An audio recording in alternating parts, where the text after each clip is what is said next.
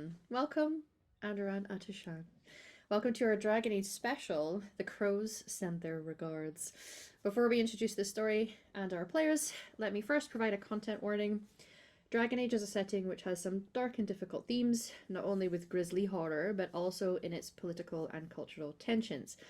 There are power imbalances throughout the lands of Thedas, and we may, on occasion, touch on these in our story.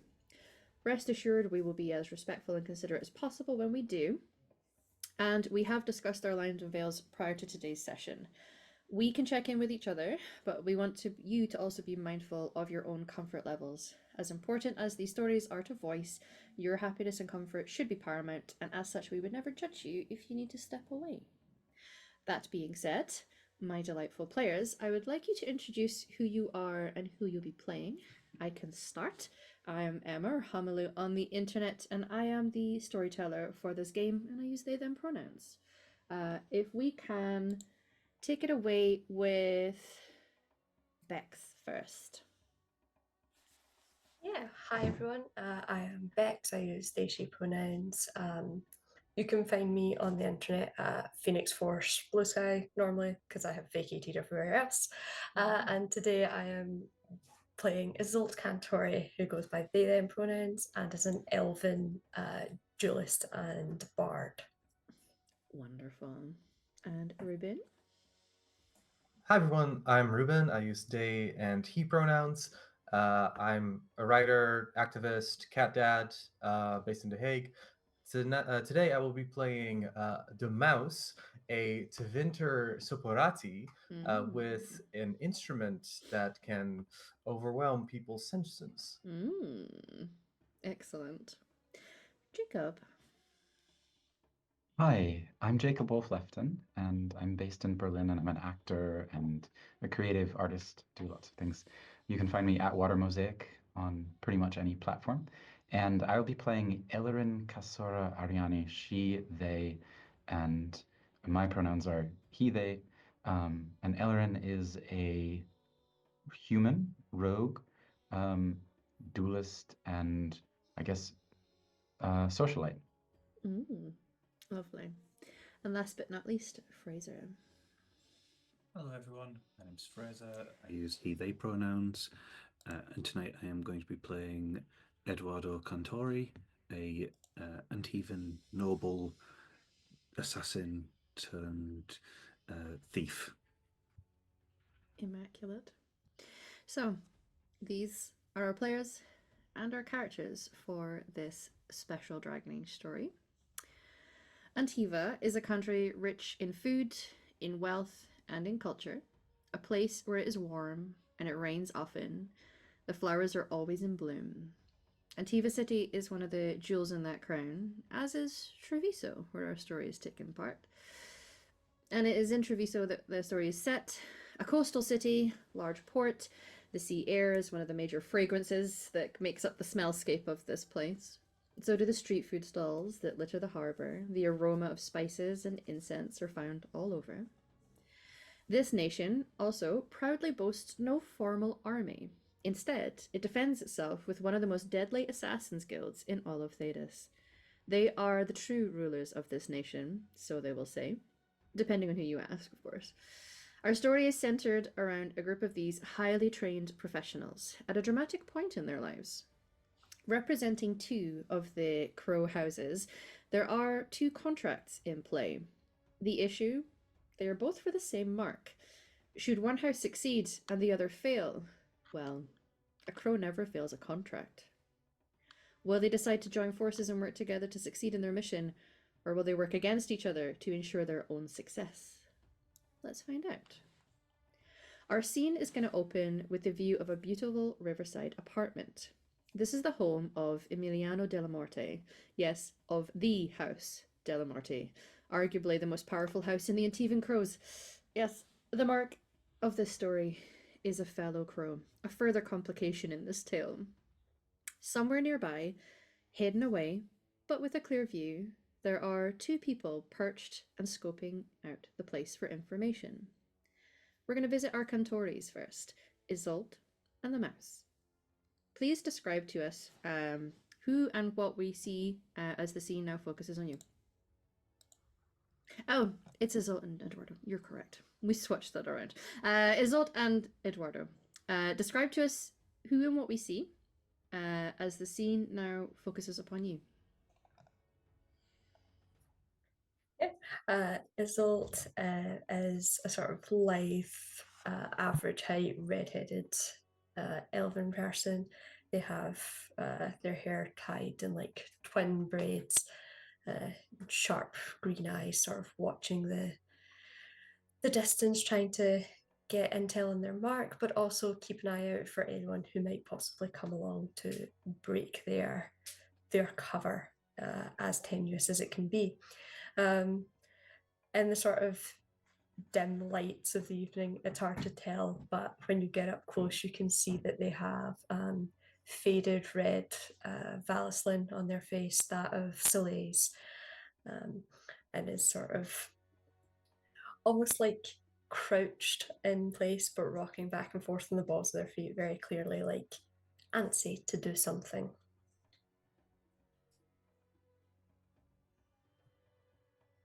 Eduardo, what do we see when the camera focuses on you? Yeah, as a sort of sharp contrast to Isolde, Eduardo is almost like statuesquely still. He is a quite tall, live human. He appears to be sort of in his late 30s, early 40s. Clearly has been doing the crow work for quite a while.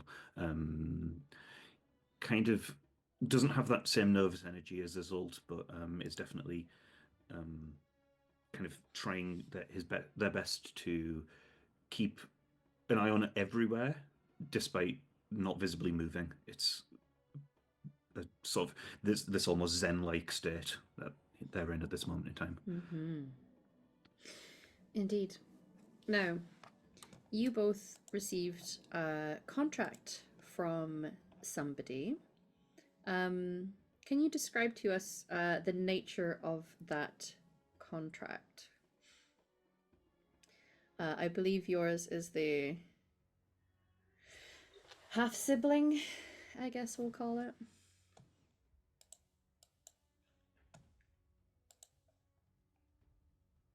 Sure. I mean, Isolde was always happy to take a contract of any kind, regardless of the sort of nature of it. They like their work, they like to work.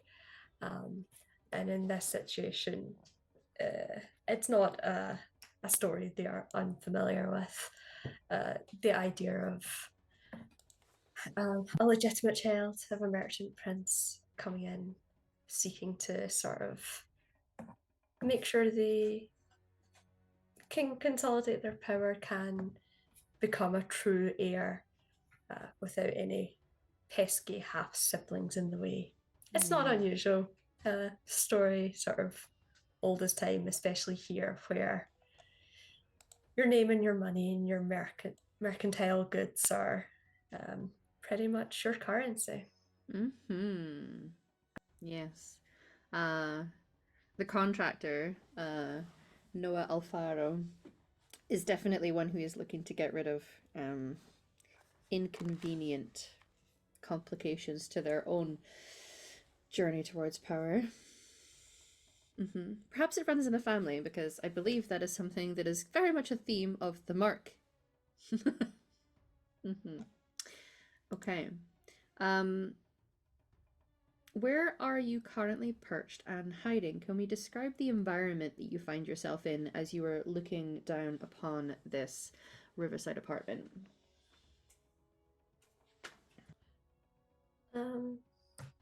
I mean, correct me if I'm wrong, Eduardo, but I sort of envision it as like a sort of opposite rooftop.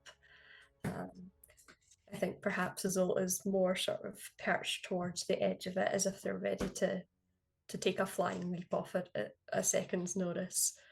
But sort of, crouched, fingertips curled under one of the tiles, almost sort of primed over it, head tilted, trying to get a good angle, a good viewpoint in, and just loaded down with a truly criminal amount of knives. An appropriate amount for a crow. Yes, exactly. Same thing, you know? Yeah, very much so. Is there anything you'd like to add, Fraser, to where you are currently perched? Yeah, so I think something that sorry, correct me if I'm wrong. This is a riverside apartment. Yes. Yeah. Yes. So I think Eduardo is put themselves in a way in which to be able to see the river as at the same time. So allowing Isolde to kind of take almost the street view. Eduardo is trying to look at the river, thinking about what our potential like escape route will be and things like that, rather than explicitly focusing. And I think this is something that Eduardo thinks about, is like something that is maybe, please correct me if I'm wrong, but I feel like this is probably a conversation we've had before, is just you're too eager to just do the job that you don't think about like the wider scale of it. Listen, Isola's very good at getting in and doing the job. Getting out, sort of surplus requirement, you know? Like, Yeah. That's what's I'm good at the after a doing, you while, do the doesn't it? thinking. yeah, Yeah, exactly. yeah. Okay. Um, yeah, and as you're perched there, uh, this city has a lot of waterways. It's very Venetian in how it is laid out, and actually there are gondolas that go up and down this river. For many people, this is a mode of transport through the city, but not for the crows. The rooftops are your transport usually. But you know, dropping down and conveniently landing on said gondola to commandeer it is probably happens more often than it really should. Now, as a little prompt for a touch of improv here, you spot something interesting inside that riverside apartment. What is it that you spot? Sorry, is this in the marks? Yes. Yeah. yes. So you're perched, just gathering information, figuring some things out. You notice something interesting. What is it?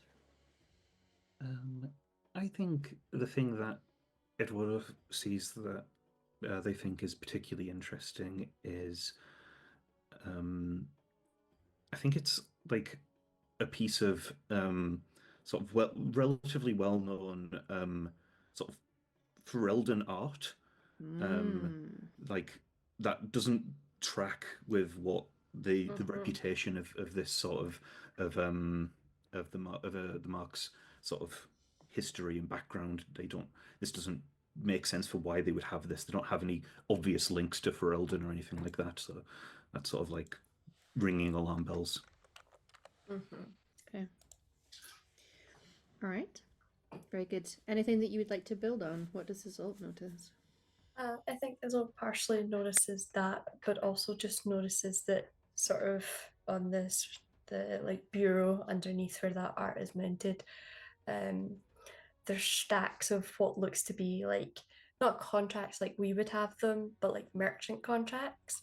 And I think part of Isolde kind of wonders and is like, it just feels strange to have someone who is not a legitimate heir who is handling all of these mercantile contracts before the true heir. And I think part of them is not even necessarily worried that they're doing the wrong part of the job, just sort of curious as to what's going on. They love to know things, they love to gossip. Yeah. Listen, part of a crow's business is information, and sometimes that information comes in the form of really scandalous gossip, and I think that's beautiful. It's blackmail material. Yeah, that's you know, what it's there for. sometimes you assassinate a person's character before you assassinate them fully. Exactly. Okay. Yeah. That is interesting things. Perhaps these are things that will help us in building a route through and successfully pulling off this job. As you know, you guys are well-trained assassins after all, well-trained killers, and you know the way of your fellow crows. So having to assassinate a fellow crow, one of the major difficulties is a lot of the times they have the training that you have. Things to consider. We're going to shift our focus now to a nearby hidden spot. Very nearby, in fact. Here we can see our two Aranai assassins. So, the mouse and Ellerin. I'm going to get them right this time. Describe to us, please, who and what we see as the scene now focuses on you.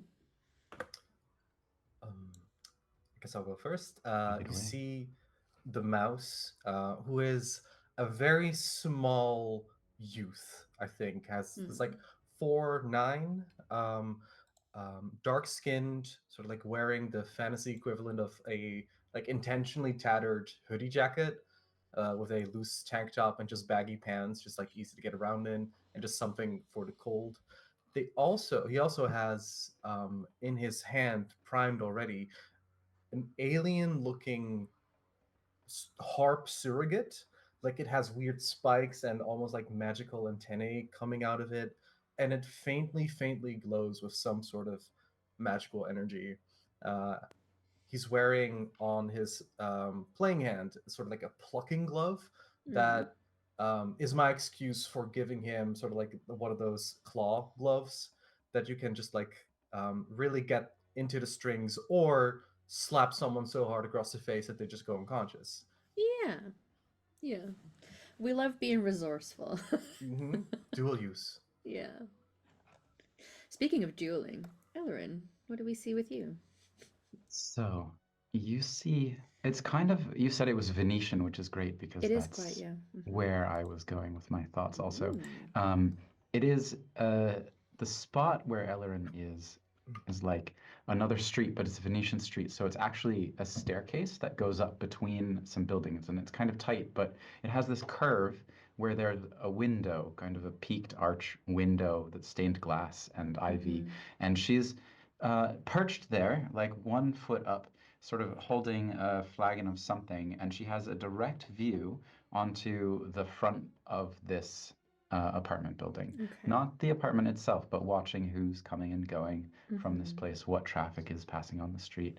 And she is, to describe her, she's white. She has bushy brown curly hair that sort of falls down around her shoulders. She's kind of got it up in a scarf like this.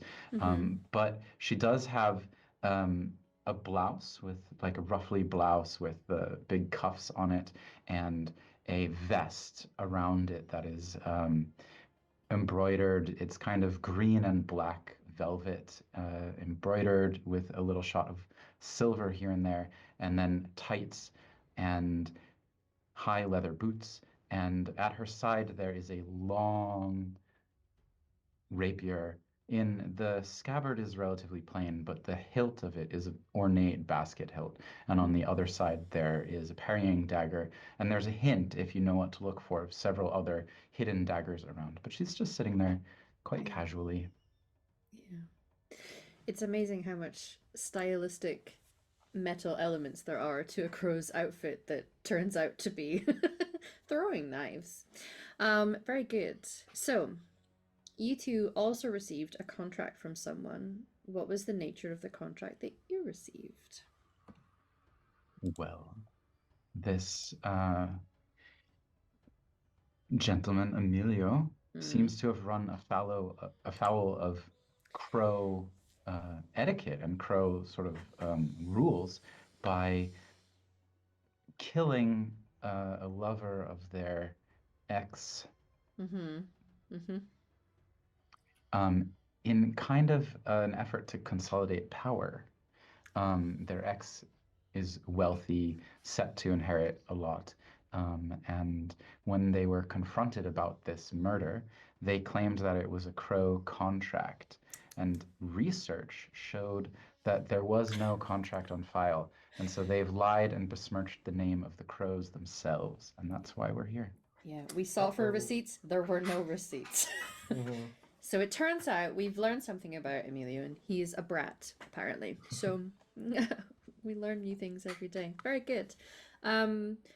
So the pair of you are hiding. We've done a little bit of description about where you are. Are there any further details you would like to add to the location for where you are hiding, either of you? I wanted to ask if I could roll to see if I can spot the other crew. Well, that will be coming. Okay. Yes. Yeah. Don't worry. I got you. You will be surprisingly close. Uncomfortably so. I just want to say that I think Cass is very tall, right? Mm-hmm. And the mouse can comfortably sort of like crouch in between, sort of like she's standing over him, and sort of like he's just perched in a way that's like feels practiced and also very compact. Like Mm-hmm.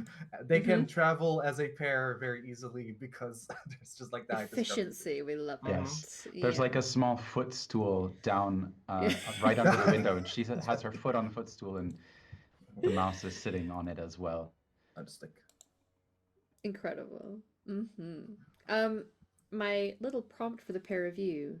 You hear a noise in the street below this apartment.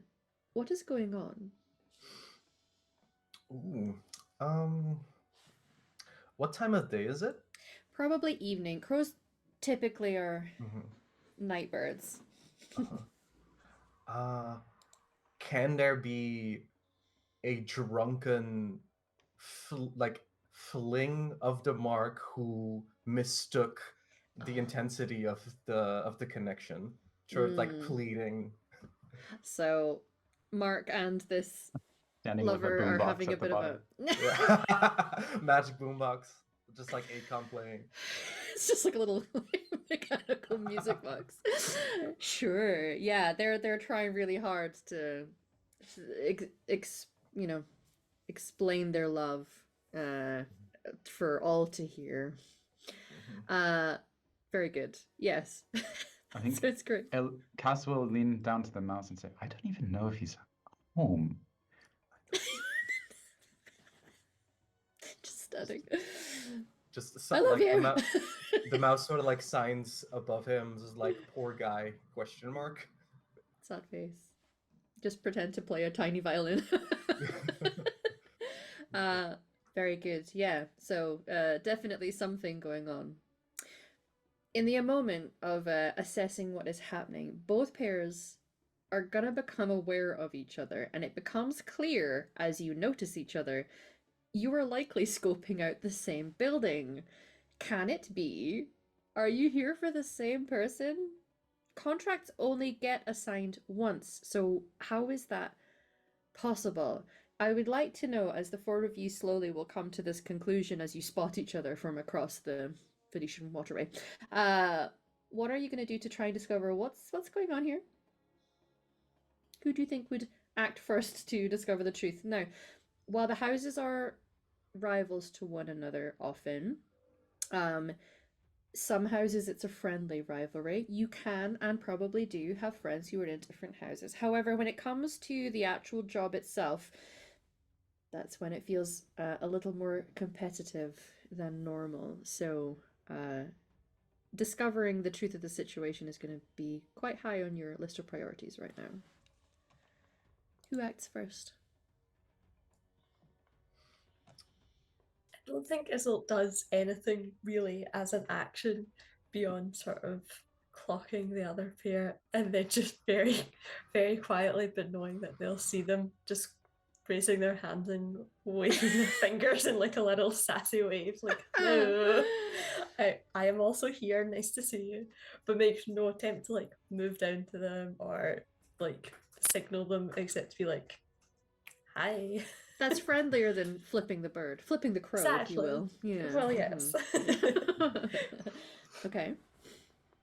The mouse sort of like, oh, sorry, go ahead. No, you please. The mouse sort of like clocks Isolde, and they have a little bit of a history. Just I don't think a history. Well, the mouse has beef with Isolde. I don't think Isolde knows or cares.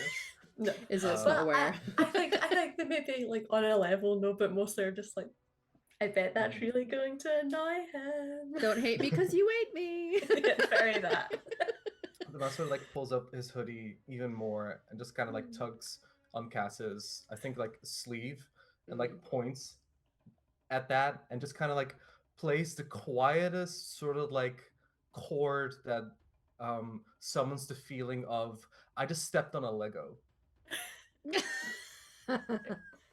Okay. Mm-hmm. Who the nice wear? Is that cool? Yes. Yeah. Oh, yeah. Who the This fuck is a stream run by a Scottish person. You can absolutely swear, my friend. Just have to ask. Yes. Yes. Mouse. Who the fuck is that? Mm. Sort of like signing, you got a second? Like thinks about what emotion to like convey and sort of like the feeling of stepping on a Lego and then the impression of just like a lot of corpses, but like goofy, like a goofy amount of corpses having been slain and then just seeming um what's the word I'm looking, disorganized. You know, there's no art to it, there's no flair, Just pure chaos. just pure chaos and sort of like, remember. So, yeah, go ahead. Sorry, can I just a question? Mm. The mouse, do your like impressions, are they targeted or are they sort of just like generally sort of sent out to like sort of like are they just broadcast?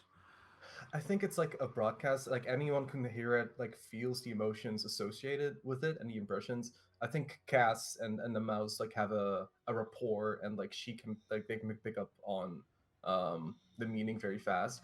But it is also like a radius thing. So anyone, like if he plays loudly enough, then yes, people can sort of like sense Yeah. the same thing. Maybe the exact meaning is not clear, but you are close enough to hear the sass in what is going on. I Yeah. think that much is fair. It sounds sassy. So, I think Cass will say, well, that sounds messy. I hope that they don't move and disrupt everything here. I don't know who they're going after, but if their contract is impinging on our territory, we might have to ask them to back off for a little while. I feel like a nod. But we can't do that. I think just from just behind you, Eduardo just sort of steps out of the shadow. Yeah, Just in appears. the time of this conversation, you've slowly made your way down. I just walk out of from like behind that the stairwell. I just walk down it. I think Isil has inadvertently been running the distraction. And Eduardo has Isil gone. didn't know this was the play, but this was the play. You're like, no, mate, that was my idea all along. Yeah, definitely. That's why I did that. Seamless teamwork. It's one of those things where Cass whirls around to it, and before like anything can happen, there's just like a metal blade here on Eduardo, and she sees who it is and sort of like taps Eduardo with the blade and pats his shoulder and says, Eduardo, pleasure to see you. Sheaths the blade. Always pleasure. Always good to see colleagues. Bit of a question. What the fuck are you guys doing here? Same question, but I guess you asked first. We're working. You? Same.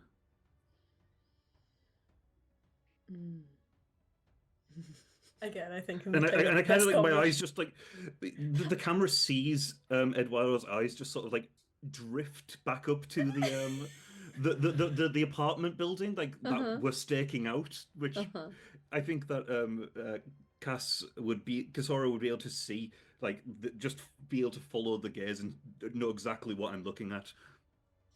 If you're looking at the third floor Riverside apartment, we're gonna have a problem. It's like a menacing chord, like. I think in the time of this conversation, Yeah. like the shot kind of like pans over to the roof as it was gone. They're fully gone. Yeah. And they sort of pop up at Eduardo's shoulder and are just like, "Hi, nice to see you. Feels like we might have a problem, which is interesting, if nothing else. That's a word for it. Same contract? Fun. Maybe? On three. Oh. One, Okay. 2, 3. Emilio Emilio Della Marte. Yeah, alright. Great. This is gonna be interesting. Just like immediately like reaching into his coat and just pulling out a cigarette. Yeah. Just sparking up. To make it very clear, this, if it was the same contract, same person asking for it, same job, same person, that only gets given out the once. So Yes. this is an anomaly, a rare thing, and a problem. It is not common, and the fact that this is a crow that you're going after, like you're feeling already what should and could have been a fairly clean job has just become a little messy. What Zoe are loves mess. what are we getting paid? Like my team? Like what did Aaron May is getting paid? Paid? Haha. You a fairly decent. It's probably a regular amount. This is one of those things where, you know, you're doing the job. Part of it is helping you pay your way. I imagine it's a fairly hefty price for both. Um, Maybe even. Well, there's I've a risk component because it is a fellow crow. Yes, which makes the actual job a little more difficult. I'd say maybe even like 10 gold each. And to be clear, in D&D terms, that sounds like a small amount, but like a gold is about 100 bucks, maybe even more in Dragon Age terms. So like 10 gold is a lot for just one little job. Okay. um, I want to make eye contact with Cass, Mhm. and I want to sort of like read what she thinks. Cass is she's not the quickest thinker. She's quick on her feet and she's quick talking, but like you see that she's working through what could have gone wrong. There's just like she's clicking through like it can't be the same contract. There has to be a different contract. Is there a bureaucratic error? Did the contracts come in at the same time in different places, or have we been set up? That's the Um, thing. Setup could be because like going up against a fellow crow and putting you guys in this situation, that yeah. Um Hmm. the danger that all of you are being put in this, because going up against a fellow crow, just one, as the mark is dangerous enough, but now you're competing against other crows, which could, if the people on the other side of this are very cutthroat, they could try and take you out for going up against them because you're seen as getting in the way. So the hazard pay suddenly went up. Maybe you could get more money out of this job, some of you may be thinking. My danger pay isn't enough. I think the mouse also sees a competitiveness in Cass's eyes, not toward these colleagues necessarily, but that if this is a setup or if someone is playing us, then she has this sort of like, is there someone who's doing better than me? And how do I dethrone them and show them? So there's like a whole host of questions that she's gonna start chasing, even though she's got this job. Okay. Right. Gotcha. So there's a bit of a standoff here with like, I imagine the camera has panned into each of your eyes doing different things. And I would like, if you will indulge me, as the camera pans in to close up of your expression, what is your expression doing in that moment? What seems to be going through each of your minds? Paint a pretty little picture for me. I'm actually like very focused, not looking at either Isolde or Eduardo. I'm looking at sort of like I think like sort of like one of those Mediterranean like window boards, Mm-hmm. and I'm thinking, how can I knock that off and knock them out with it? Oh, excellent. So we see your eyes, and then the camera will Mhm. focus on what you're looking at, and then look Yeah. at them, and we can Yeah. see that plan slowly unfurling in your head. I'm just like like looking like very subtly past Eduardo, and just kind of like, Sabotage points. yeah. Beautiful. Love that. I think Isolde is smiling like they're having the time of their lives, but there's a little sharpness to the expression. They have fun with their job and they're a little chaotic with it, but they're also very good at their job is the issue. So yeah, there's a little sharpness in their smile and a sort of like wicked little spark in their eyes, but their eyes keep darting back and forth, like sort of not watching for any sort of sabotage points like the mouse is, but a little on guard. and you can see like the kind of like slow pan down to like both hands just like very loosely resting on hilts of knives at their hips. Hasn't like grabbed that. them yet, isn't holding them. It's just sort of very casually resting hands on. I think twin daggers with crow heads on the hilts. Delicious. I have I think Cass is going to try to break the tension, and Mm. so I would invite Eduardo to describe their sort of Ah, state. yeah, and then you'll come in at the end. Okay, No, beautiful. it's absolutely fine. Eduardo is their eyes have not left the building since this happened. Since this sort of since we all realized that we're doing the same mark. All they're doing is they're just clenching their hands, just basically like this. They're just they are convinced that this is a setup, not against that this is someone who's trying to take out all four of us. But isn't sure if it's actually one of the four who's doing it as well. Sure. So Yeah. isn't Trust no voicing one. that thought, but like that's what's going through his. This is a plan. This is a mark. This is a job. Someone else is working on us. Yeah, we can also almost see like the thoughts. It's like the There's math like yeah, lady meme almost. yeah, You're yeah, like, 100%. there's a lot going on here. Yeah. Okay. So Cass is picking up on the different emotional states of people. The mouse is very well known to her, and so she sees the eyes and sort of can see what the mouse is calculating, but also realizes that these are two crows, and doing any sort of rash movement is going to spark something off. And so she just sort of casually, without even our hands near her weapons, sort of steps down from the window and says, "Well, I don't even think he's home, so can I invite you to a drink? We take this lovely conversation somewhere comfortable."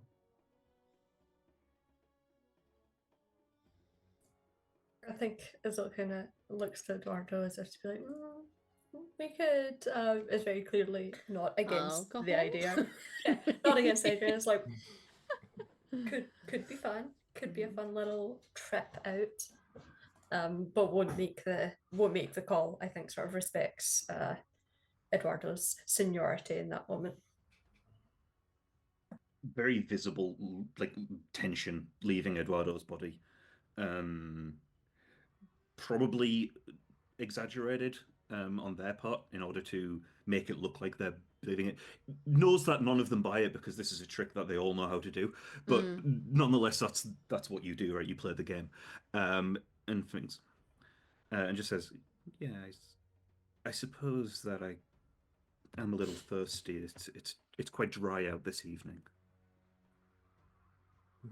The mouse sort of like puts away his harp with the same sort of like energy of like sheathing a knife, and just kind of like sighs and just like steps away, like steps up, sort of like stands on his feet, doesn't cut a very tall silhouette, and tries to.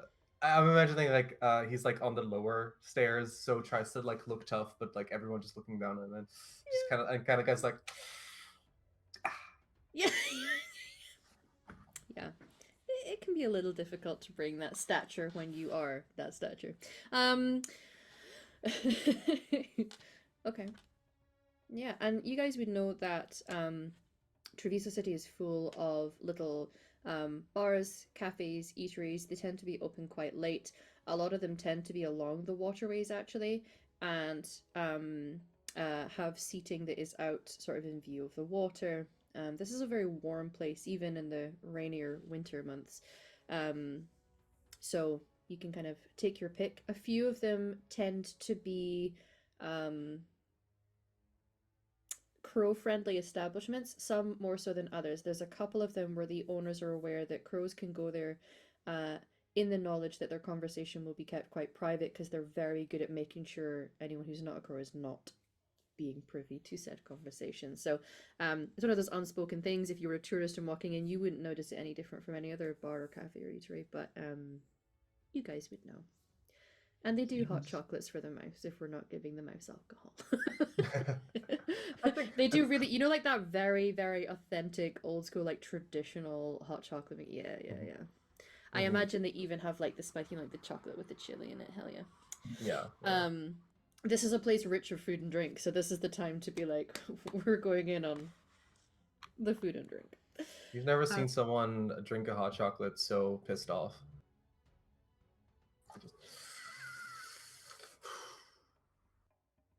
it's like just occasionally looking at the mouse and just like trying to do like a little smile, just to be a little menace about it. Just straight up pointing like, no, you don't do this. No. Oh, it's nice to see you, the mouse. Don't be like that. I think Cass might suggest a place that's actually a little off the beaten track for crows in effort to potentially not be seen Yes. together Sensible. because we don't know what's going on.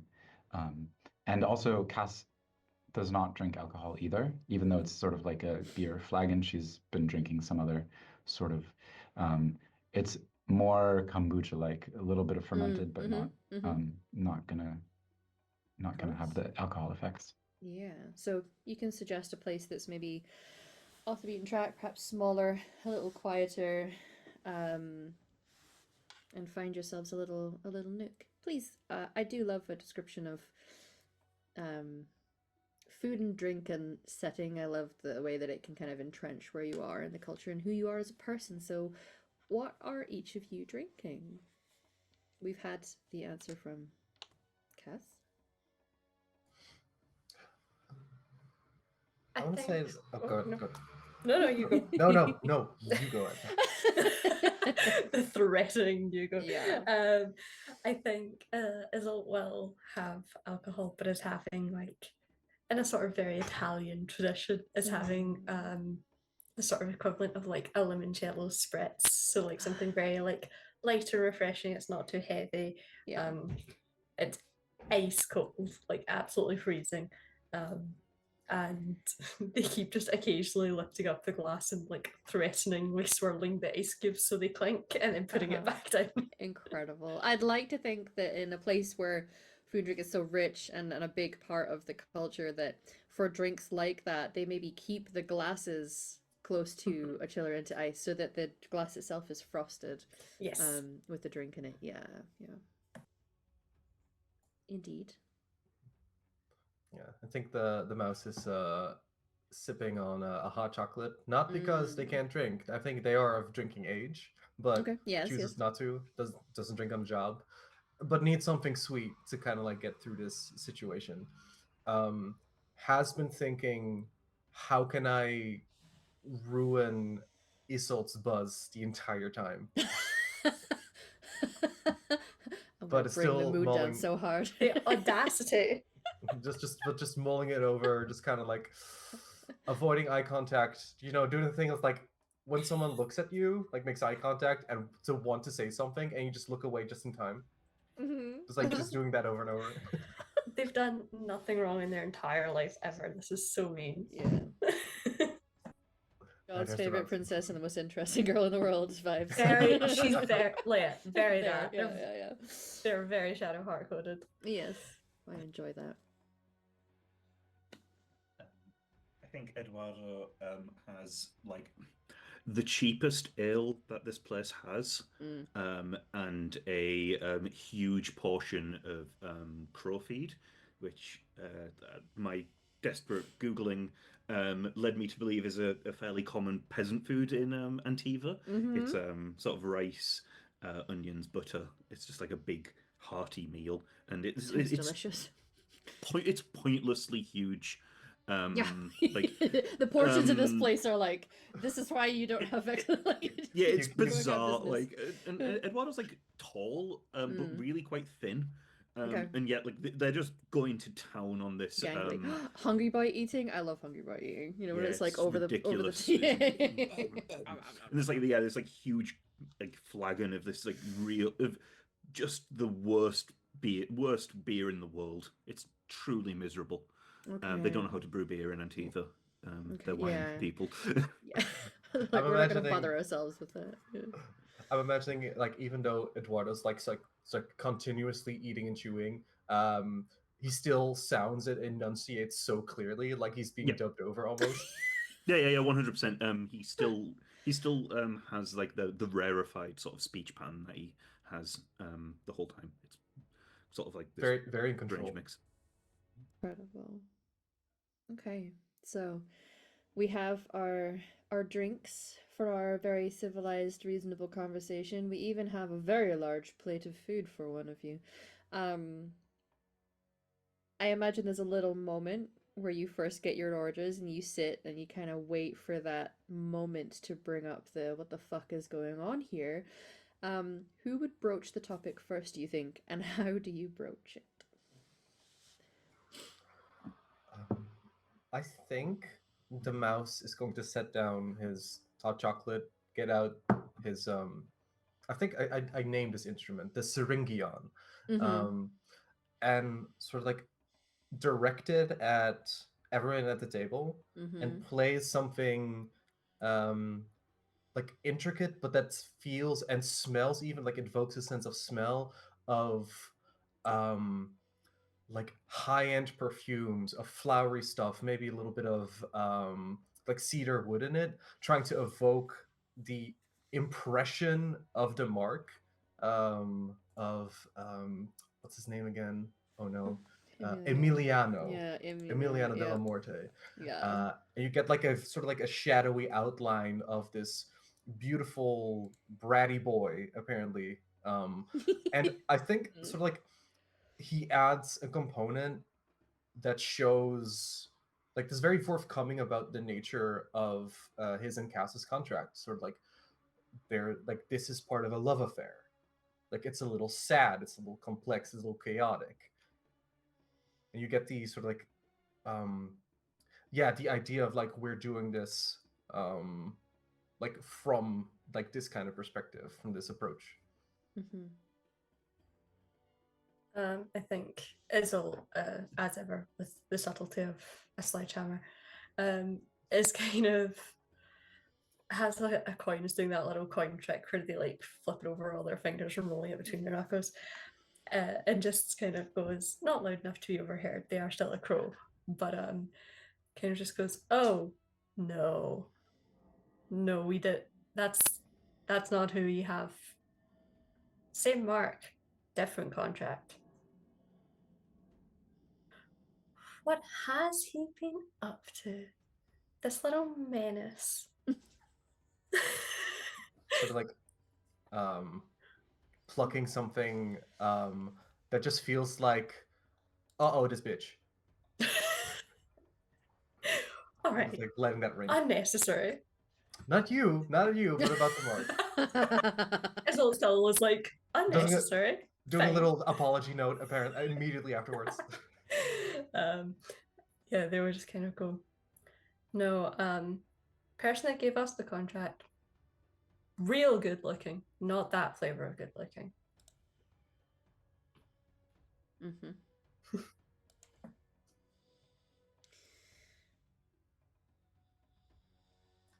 Who? Oh, sure, I guess. Eduardo, was it his half sibling? Yes. Real good looking with the curls and they had a real like merchant vibe to them. I enjoyed it. It's fine. But yeah, not that. I think it was more merchant politics rather than Power play. jilted. Yeah, rather than jilted lovers or whatever's going on with yours.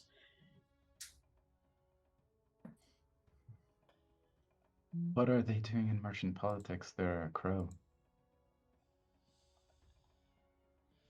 Oh, When you're grown up, you'll learn that they're the same thing. yeah. And hey, sometimes your past follows you or you follow it or it comes to you, knocks on the door and you open it up and let them in. And I got lost in the sauce of this metaphor. The point was just kind of like sometimes you have a history. I'm going to give you an advantage for that one. That was incredible. Well done. Turns out being an Antivan Crow is not a cure for ADHD. Yeah, they have ADHD and sometimes Yeah. it gets away from them. Where was I going with that? I don't remember. Anyway.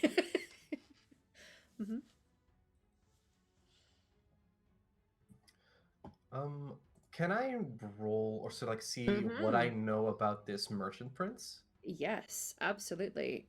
So typically this might be I would say cultural lore if we're going with it. A little bit of history. It's going to come out of cunning. So if you have a speciality in cunning that you feel might apply, I'm happy to listen to it. Otherwise, it will be a cunning roll. Question, because I have Yes. cultural lore. Can we Yes. make eye contact and sort of do the silent, like checking in with each other? Yeah. Absolutely. I would say that the pair of you can both roll if you would like. Yeah. And what I'll do is I'll just wrap together the answer. Do you have anything else that you would like to consider Master as a specialization, or? I have a specialization in evaluation, religious lore, and musical lore. I don't know if that touches any of the merchant. Probably not. I'm fine with Probably just rolling not. cunning. Yeah. So I'll give like basic general knowledge to you, and then very specifically cultural things to Ilaren. But you can both roll. That's good. All right, first So roll. Let's go. either you're rolling just with the dice next to your word, or if you are rolling with focus, there's a separate part in the bottom of the box, and you'll click there because it adds your bonus to it. Okay. I've got a big cunning. Yeah. Big cunning energy. Okay. Ooh, good beautiful. rolls, I think. Is With that good? focus. Yeah, both of them are great. In this system, because we were all 3d6s in this game, and 11 is like a basic pass for something easy. When you get up close to 18 is actually the number at the top of like, it's incredible, absolutely incredible by the time you get to 18 with this. So both very, very good, very strong. I would say, in terms of general knowledge there, Ruben, if you're trying to think about the way the merchant princes work in general, they like to fancy themselves as the real rulers of Antiva. They're the ones that make all of the money, and yes, there's a royal family, but they're mostly just there for show. Can't relate to that. And so you are thinking, yeah, they are. It is not the first time that a crow has had some involvement with merchants. In fact, there are some people, including like the head of the Deriva house, is actually a royal child that was just given to the crows because the option when you were illegitimate was exile or become a crow. So what they're describing there of like, well, it's kind of a half sibling and it's maybe merchant stuff, you're thinking this person is clearly an illegitimate child, most likely. So this is clearly you're starting to understand the sort of landscape of this particular messiness and what might be involved here. And with the 18 there, for Ellerin, or Cass, whichever, it seems like the layers to which this person has been breaking rules is quite extensive. You're aware of a couple implications in your contract with this person. This, however, typically when you're a crow, it is rare that you hold an attachment to nobility and land and titles. You become a crow. You take the surname of your house, and while you can have your own place to live, playing politics is really not something that is viewed as the correct way of doing things. So, on top of the controversy that you know on your side, you are now understanding not just what the mouse was able to figure out of the general, what this contract likely is about, but clearly this person has crossed several boundaries. So, yes, this may be a setup, absolutely, but you could understand why, if these contracts came in through your talons, first and foremost, why they would want this person taken out. So this may actually be quite legitimate. This is clearly a person who is a problem that is needing dealt with. The interesting little flavor I will add on there, just because you got an 18, the fact that he's a Della Morte, they are the most powerful of the Crow houses. Sometimes that can fluctuate, but currently their talent is the first talent. They're seen as a bit of a stronghold in terms of the Crows, so you could see this might be very bad for their reputation as a house, given that one of their own is doing this, which maybe is little added information to add into your leadership. You know, because sometimes when a person is the most powerful house, getting to besmirch that reputation a little, it's difficult not to feel tempted to do so.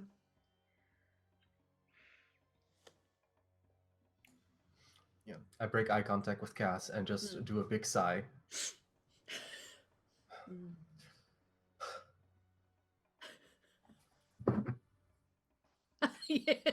Yeah. While the mouse and Ellerin are sort of having their sort of mental, their mind palace moment, I think Eduardo would like to be kind. Once I think that they are still concerned that they are being followed. That this is a setup from a wider Crow network to try and take out the rest of us. So, is there any sort of can I? Yes, there are several ways if that that's you a thing could... that's happening. Absolutely. Now you have a focus in your perception of searching. I would allow for that if you want. Yeah, I think that's probably going to be your strongest thing. Fabulous. I can do that. So, you've got your box for that, and then yeah, click with focus. Beautiful, beautiful. 12. It's not unreasonable. I would say it feels like there are people here who are maybe either at the end of a workday, or for some unfortunate souls at the start of their workday, having some meals. You're not you're not noticing anyone obviously doing those telltale signs of listening in, and any services for people to be on top of or in or around or near is currently clear. So you don't believe that you're compromised currently in your position.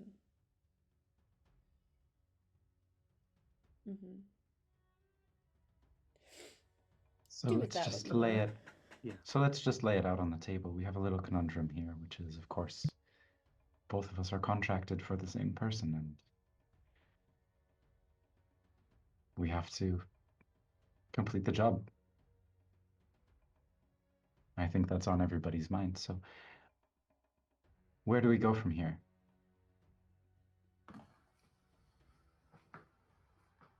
And why? I think there's another question that's in the air, which is, are we safe? Is someone setting this up? Now, I'm just going to lay the cards out on the table. The questions.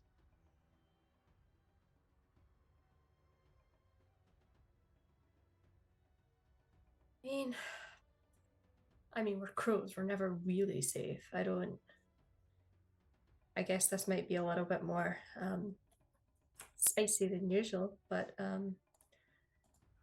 I guess hazards of the job. I don't know what we want to do with this, because let's be honest, we're always going to be worried that the others are going to backstab us. That's right. The boy needs to die. Well, yes. I like a little eye dart to the mouse to make sure that you don't mean the mouse. Yeah, which boy? No. Yeah. I'm not looking at anywhere near the mouse. That much is clear. They've they very clearly violated a lot of propriety in a selfish way. So it leaves us with the question of who gets the honor. I think the mouse goes, stop, hold, very raspy, and like pluck something, and wants to like specifically Cass's and Mouse's contracts, or the contractor has asked for a non-death solution, rather taking out, disabling the mark in some sense or form as an act of mercy. And I think I want to lock eyes with Eduardo and assault, and like inquire, is death the only outcome here for the two of you? Mm-hmm. Because that is also a stipulation in the contract. We will not kill in the conventional sense.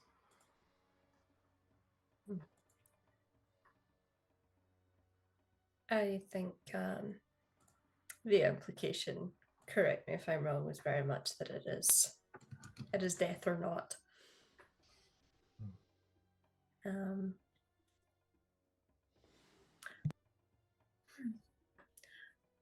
Do anyone remember that oh, what was it, their Legion play? I don't remember it. There was a whole thing. It was like someone had to die and whatever, but everyone like took turns and like stabbed him, and it was like a whole big thing. Is What this if we the did one that? where the ruler and all of their advisors ganged up on them? And is it that one? Yeah, that one. Yes. So like everyone like had a little go at it because like why Mhm. wouldn't you, you know? So I Right. guess we could do that, and then technically neither of us have done the wrong thing. Because then I guess you two don't kill him, but you've done your part, and then we can just finish it off and oops, everyone wins. No, I think that works, but like, hey, what do I know? You can destroy a man's soul without destroying his body. Uh, yeah, very true. So true, actually. Love that.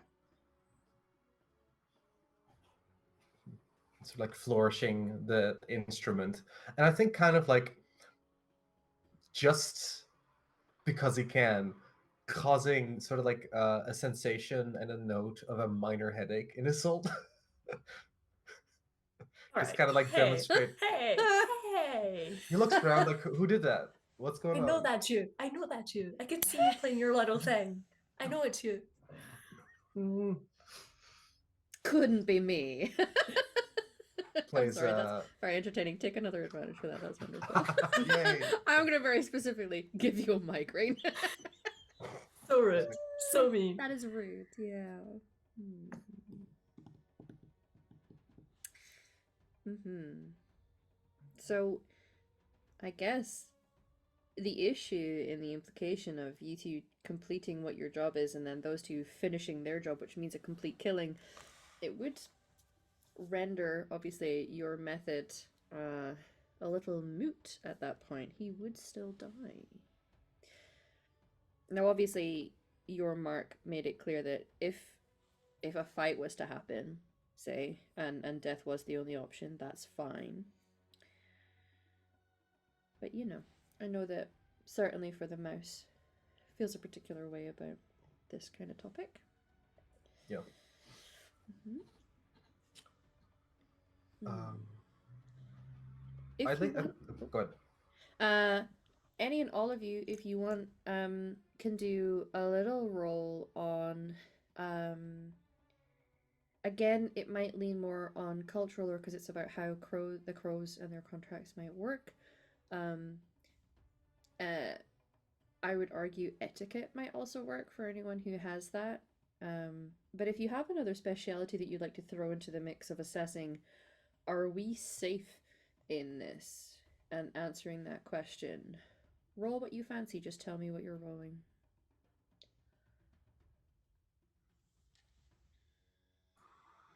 I would like to roll etiquette, and I would like to use potentially utilize my fact that I am a journeyman in intrigue. You are. I would allow that. Potentially, I think that lets me re-roll if I failed. If you but fail, then I you have to can. take You can. then I have to take the second roll, Yeah. and Okay. I routinely roll terribly, so that'll be useful. Hey ho. Look at that. But on the other hand, On the other hand, I might absolutely smash it. Cass, our rivals are rolling good again. Oh no, what do we do? Yeah. Tell 'em. Oh no, they got good. I'm thinking about more of like a perception empathy or like communication. I Yes. have Mhm. investigation as Yes. communication. Mhm. And I also have research and cunning. And so I feel like Cass is caught a little flat-footed in the moment, but she's sort of going through her mind right now about like, who do I know who I can go and talk to, or a place where I can hit the books a little bit and find out, Yeah. is there something else going on here, or is this just a minor clusterfuck? And is there a precedent for it even? Right. Yeah. Okay. Sure. So I'll take the cunning, I guess, for now. Yeah. I'll take in everyone's rolls and then just go through what those answers look like once we're done. 14 is still good? Yeah. I will give it a go with etiquette, I think.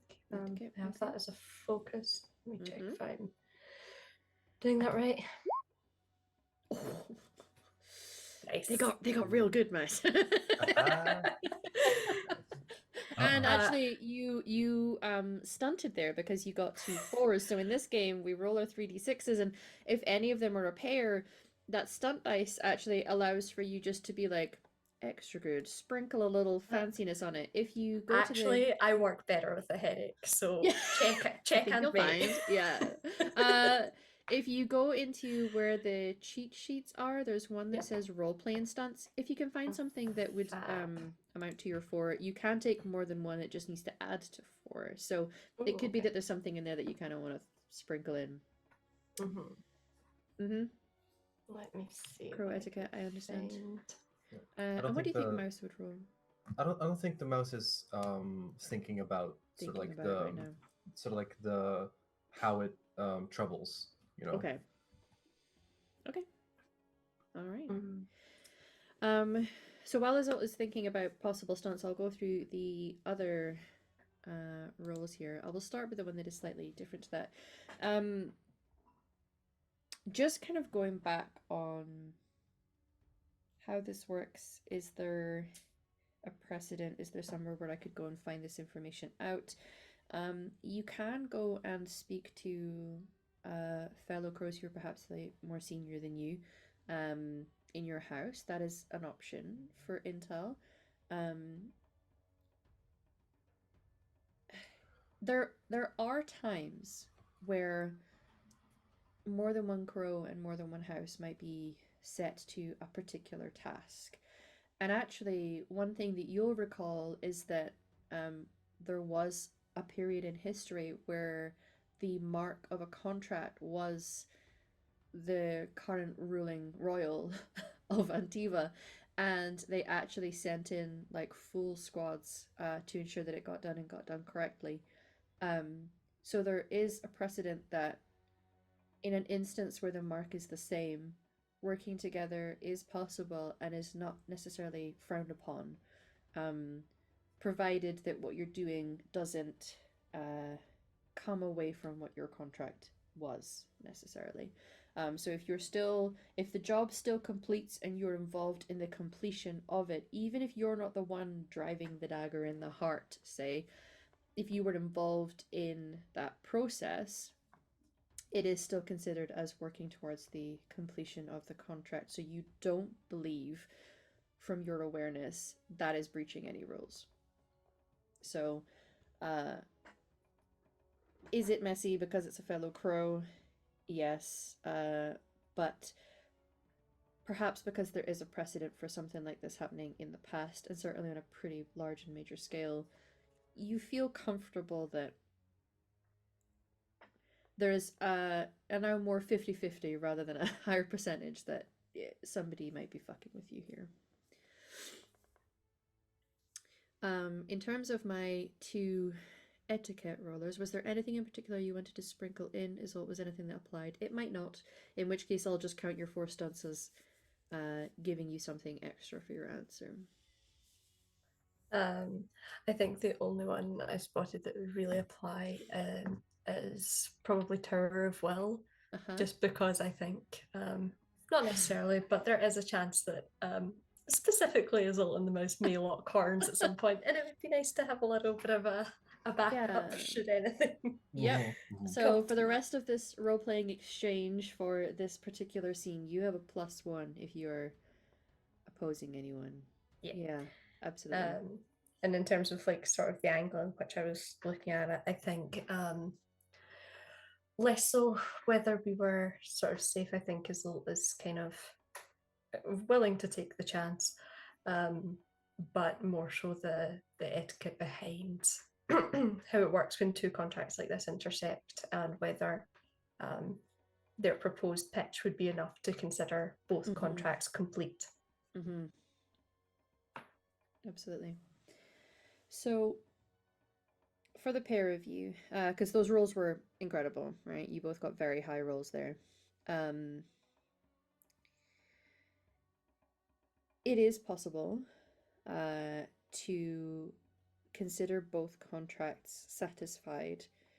Again, like I said, provided that you have input in it. It's perhaps, I would say, in terms of etiquette, you know that the best way to get around this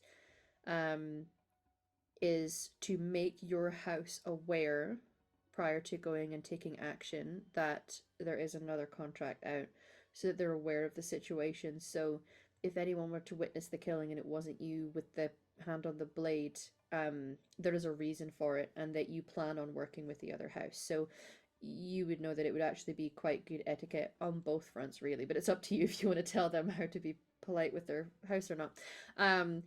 Letting yours know the situation ahead of time so that they understand that the nature of your contract has changed slightly, is probably the best way forward for that.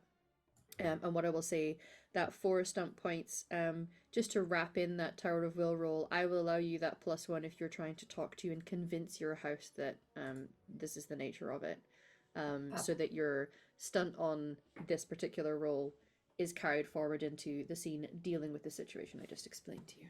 Ideal. I think I have a thing I'd like to roll for, if possible. Mm-hmm. Can I sort of like do a flashback to when we, like both Cass and I, got the contract and see if anything was off about the contractor, or like there was something in the scene that hinted us at it being like more complicated than like apparent. Sure, absolutely. What kind of skill would you like to apply to that, do you think? If you were to look at your sheet. I'm happy to prompt one, but I like Yep. people to have a little bit of agency around what you would like Yeah. to roll. I have evaluation, Mhm. specialization in cunning, and I think sort of like going over like everyone's input at the table, being kind of intimidated by Isolde's sudden force of will, and then having to be like, oh, I have to contribute something. I have to do something in this conversation. It's like going over like what the mouse Yeah, already knows. immaculate. Yes, Mhm. you can roll for that. Okay, roll with focus. Beautiful. Hey. Look at you go. I am going to match you with the flex of doing really well. Just like very holding up the syringe and very intimidatingly, like. um so flashing back, I would say that your contractor is an ex-lover who made it quite clear that they clearly still have an affection for this person in some way. There is obviously heartache rolled into the fact that their current lover was killed, and it's this sort of messy we were once a polycule, now we are not, and I can't forgive him for his part, that sort of thing. I would say that the emotions seemed genuine, but what I would like is I'm gonna let the other three give one element to, as that contract was given, that might add an extra layer either of messiness, of hidden motive, of connected to other things, or very genuine, heartfelt emotion. However you would like to contribute, build on the answer for the mouse, please. Love this idea. Yeah. Yeah.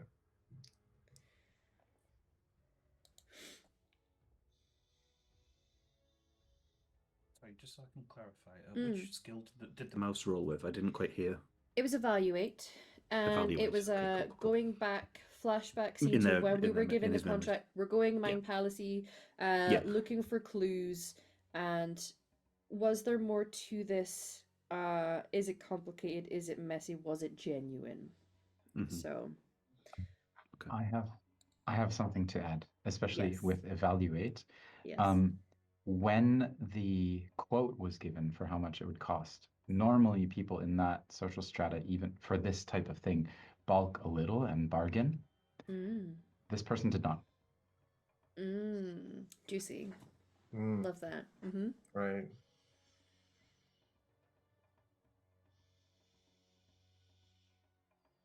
I think as well, when the contractor showed up to sort of request this contract, Mm-hmm. the mouse remembers not necessarily clocking it at the time, but now with further context, the contractor was wearing on their left ring finger a ring bearing the Delamorte crest. Oh. Juicy, juicy, juicy. Yes. The contractor being Matteo Rossi. A fellow pretty boy, if you will. And Fraser, what is another element do you think we could sprinkle into this? Now that the mouse is thinking back on it, they're particularly like focusing on this ring. They notice, like in his head, he's like, "Oh yeah, no." The contractor was incredibly insistent that this be done and this be done quickly. Like they didn't give a time limit, but they also were very, very keen on this being done. This isn't a thing that you can plan and plan and plan. This has to be done sharpish. Yeah. And like they were kind of sweating bullets and stuff like that. Now that you Yeah, look at it, it's like they were sweating more than they should have done in the heat it was. Yeah, which is like contrasting like a requested mercy kill. You don't Yeah. rush, you don't want to rush a mercy killing or be Yeah. like this is priority. Like it should And be perhaps yeah. layering in a sudden rushed mercy killing, perhaps knowing that someone else might be gunning for his life. Beautiful. Thank you for building that scene together. Can my three contributors please take an advantage for that? Thank you. That's a point. Your I little think stash. I wanna look at Cass and sort of like I think like I think there's like a shorthand like sign that the mouse does, which is like a contractor question mark in like a sense of like, do we actually trust him? And sort of like wait for like So her the emotion of response. doubt, perhaps. Yeah, exactly. Okay, so this is where I would either make a communication investigation roll from I don't know if I had the conversation with the contractor or if the contract was given to me, or I do a perception and empathy roll to try to understand if I can get a sense of an underlying state in True. the memory of it. Yeah, absolutely. I think an empathy roll might be a good way of just trying to like tap down into what is the motives there, what's going on emotionally. Great. Yeah. Let's try this. Okay. You have an advantage. You can reroll, do. right? If you feel like it. I'm not gonna make you have to take the second one either. If the first one was higher, that's fine. But you can save that for later should you not? wish. Let's take it. We got it. Yeah. Spend it while you got it. Here we go. Smoke 'em if you got 'em. Nope. Okay. Well, 14 it is. I think building on what we pieced together there, I do think it makes sense that that sense of urgency and a request for some type of mercy to consider him taken out of the equation I would say that if you were to try and attach emotion to this and thinking about that panic, but the ring is still there, so there's clearly an emotional attachment still. The fact that he has that ring in general is a pretty strong drive for this, that it's almost like this person, Matteo, perhaps wants to save Emiliano from himself, that whatever he is involved in, the actions that he is doing is going to get him killed, and that by requesting you to do this, you are stopping him and saving him from himself more than anything else. And perhaps that panic, maybe they do know that there is another contract out. Do I have the sense that there's a feeling from Matteo that Emiliano is going to move on their plans soon? That there is something moving. Yeah. Okay. I would say so. Yeah. So it's there's clearly a few strings at play here that is pulling that sense of urgency. And now knowing that there is a power play going on in a familial and, like, for the merchant prince sense, that sounds quite high stakes as well, and that person wants him dead. So if he can play, maybe Emiliano's got more plans in what's going on, and your contractor is trying to save him from that. One sort of last question on that. Mm-hmm. Again, coming back to this, do I sense any danger for us for sitting at the table here? In this moment, Aside from just probably going up not. against a crow. Mm-hmm. Yeah, the situation itself was always going to be dangerous. Going up against another crow can be, but the stakes are quite high here, it seems, for a few people, and so depending on the nature of what you do and how you do it may have implications, especially because the way you want to do it is not going to make, it seems, whoever this other contractor is, seems to be family, very happy. So if you've done something that is seemingly moving against them and their wishes, perhaps that may direct a target towards you. You two specifically, not necessarily the four. Right. So there's clearly layers to this. Right here in this moment where you are sat, I would say you probably feel fairly comfortable. This is a wider, more complicated problem. Okay. Mm-hmm. So there's a little bit of like a tension in Cass's brow that sort of like relaxes as she thinks through this puzzle.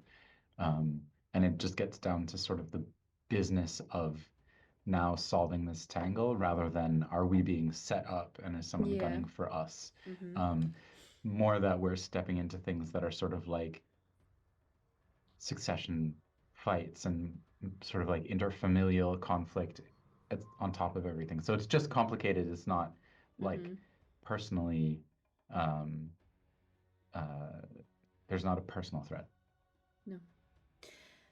And as we sit and we've assessed, we're thinking, we're discussing, connections are being made, I would like to know, do the two pairs come to a decision about the more fundamental way forward?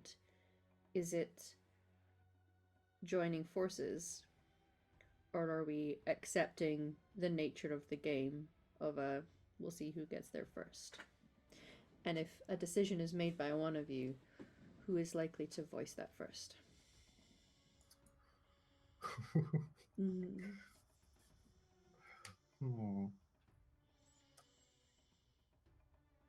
I think in their heart is wants the race, but for once in their life, the practical side wins out, and they think we can both get what we want here, and they much prefer getting what they want as opposed to the chase. So I think they push to work together.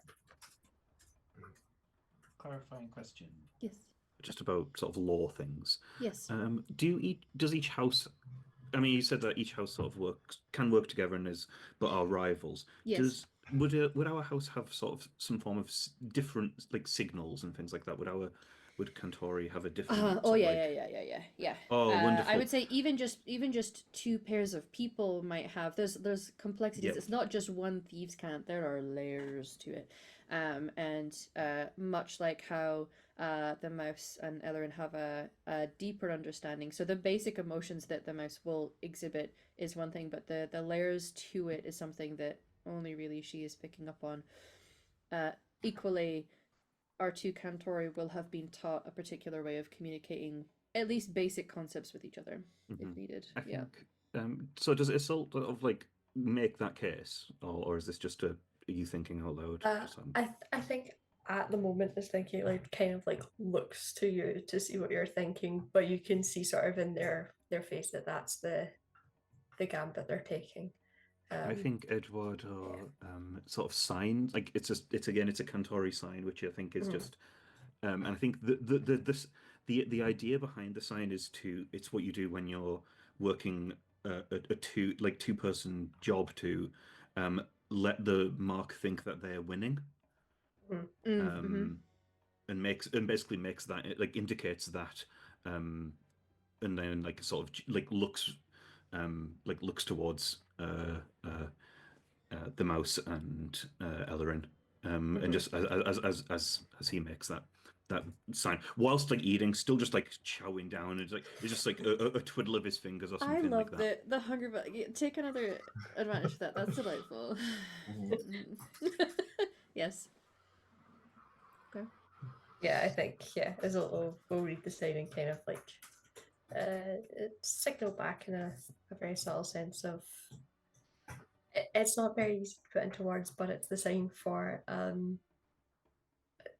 that feeling where you sometimes let go of everything you want in order to get the bulk of it. Like, okay, we compromise a little bit here so that the end goal is still met. Yeah. I think the mouse's response is plays a single note and Isolt's headache goes away. Oh, And that's I think nice. and I think that's his answer. Yeah. Yeah. From Cass, between Cass and the mouse, there's a little bit of like, you know that Cass sort of has a thrill of danger of the duel, and there is like an element of like, well, okay, maybe I won't get to do that, but it is safer to have the four of us going up against this crow. We can come at them from more angles, and then also if there is someone who's going to be mad at us for not killing them completely but doing something else, we can, since this team is contracted, we can maybe use that to cover us and deflect the frustration onto the contracted team for failing their contract. On the existence of another contract instead of us being singled out or pursued. Exactly. Yeah. Exactly. Okay. I can get that. And so it's sort of one of those of like, keep your friends close and your frenemies closer. Yeah. So it's one of Keep those your of hot rival assassin friends sure. closer. Yes. Yeah. You can also see there is something in Cass who's just been sort of like sizing up the two of them, and you can see that like sport duel desire bubbling up of like both of them would be quite interesting to tarry with.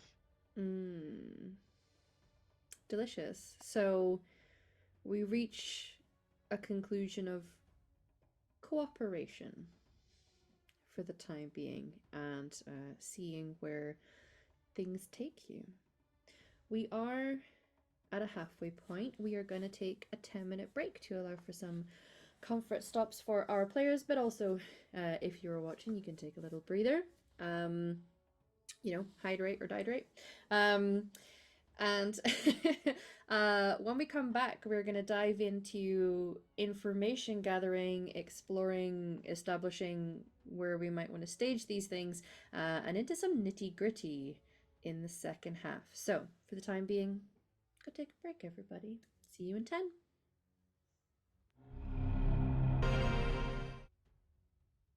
Hello, everyone.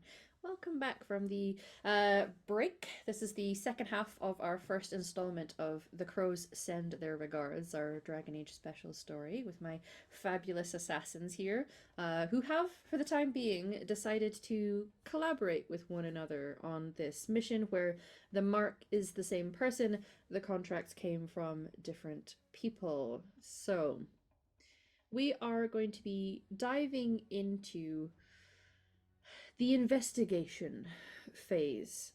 Jobs like this, especially when it's a fellow crow, going in armed with the most powerful tool and weapon in your hand, information. Finding out about this person, perhaps about where they live, where they frequent, who they have dealings with, any strengths, weaknesses, whatever. You would know that finding answers to these things can make you not only more successful in your job, it may give you an advantage or may conveniently put some wonderful things in your hand, be it treasure, or money, or a future contact. So, feel free to call out scenes you would like to do, either as an individual, as your pair with your fellow housemate, if you will, or perhaps somebody else. What would we like to do for gathering our intel?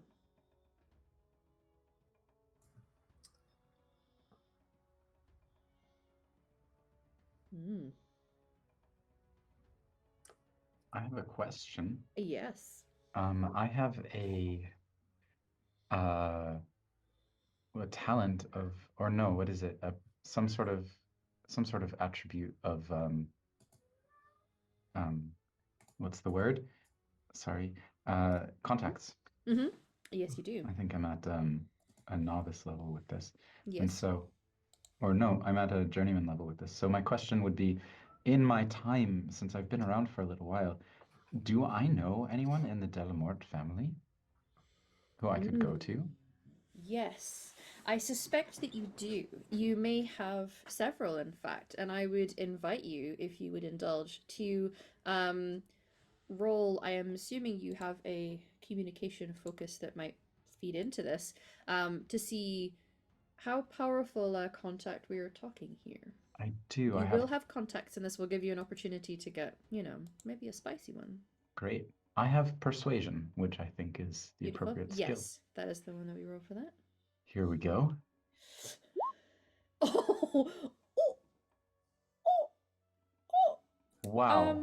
Okay. Okay, that's a big roll. Yeah. I think you win. I think Yeah, I think it's we've over, won. right? Yeah, we've done it. Congratulations. We're done. Yeah. Great job, everyone. Roll credits.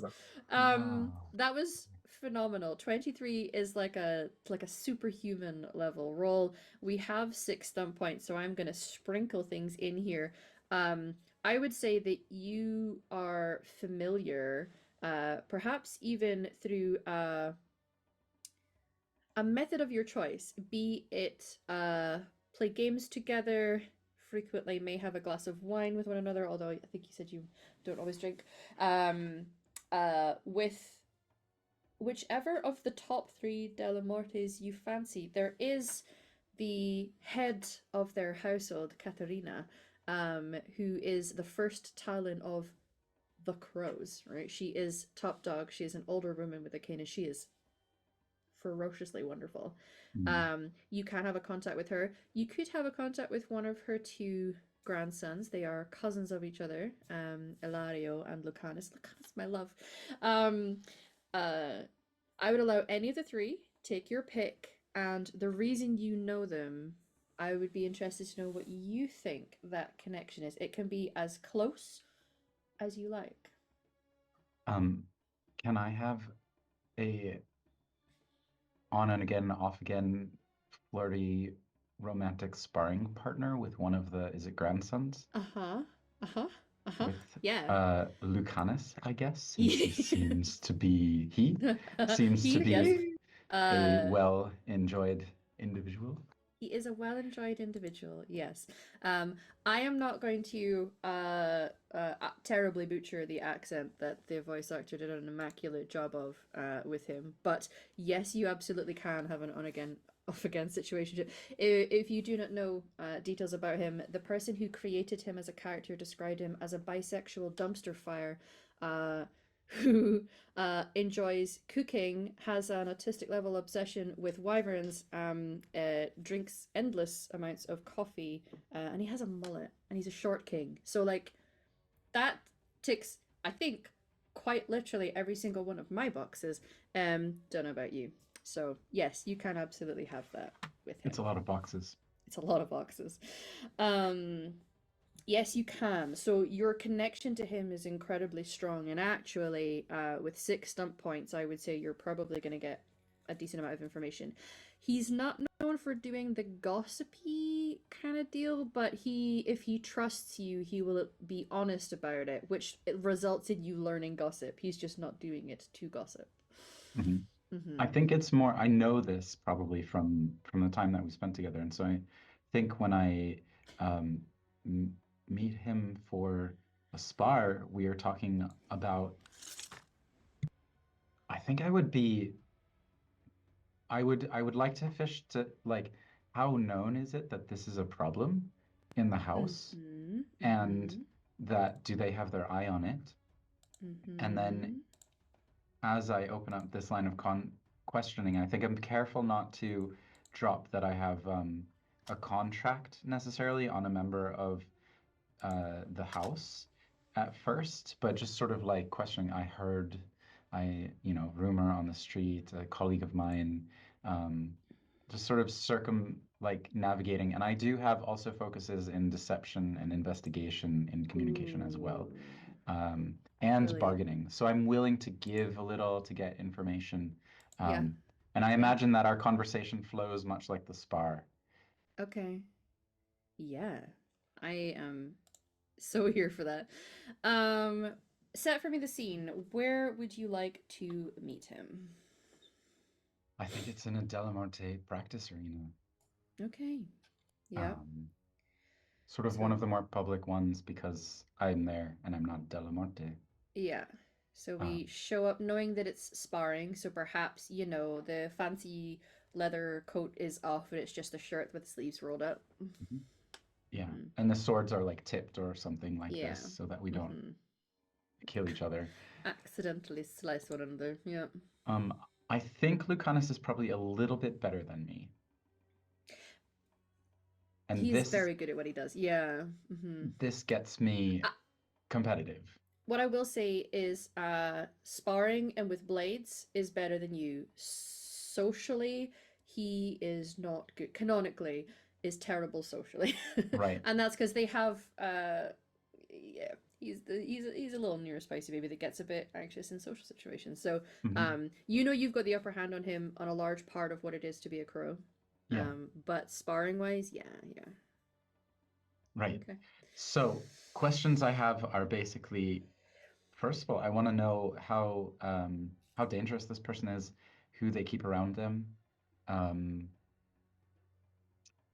I would have maybe told the mouse that I was going to go do this and ask if you had any questions that you would want from this side of things.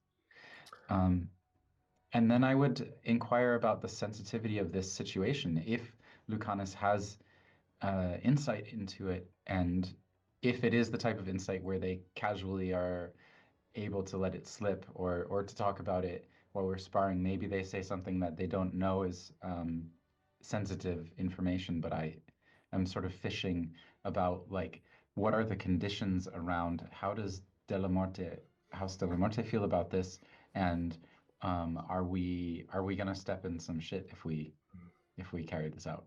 Mm. Yeah. I Mm-hmm. think the mouse would have it's like playing a chromatic scale and conjuring up the image of like a perfect circle of the ring that the contractor was wearing, and sort of like, are we sure that that's the Mark's ring still, or from another Delamorte? Mhm. Right. Mm. So if there are other people involved, does Lucanus have any idea, Mhm. and can I pull it Okay. out of him? Yeah. I think I am going to give the answers to these initial questions as the gift of we got 6 stump points. And then any further questioning that you have or rolling to see if you get ahead of him in the sparring, we can then roll for that. Great. So let's see. The is he dangerous?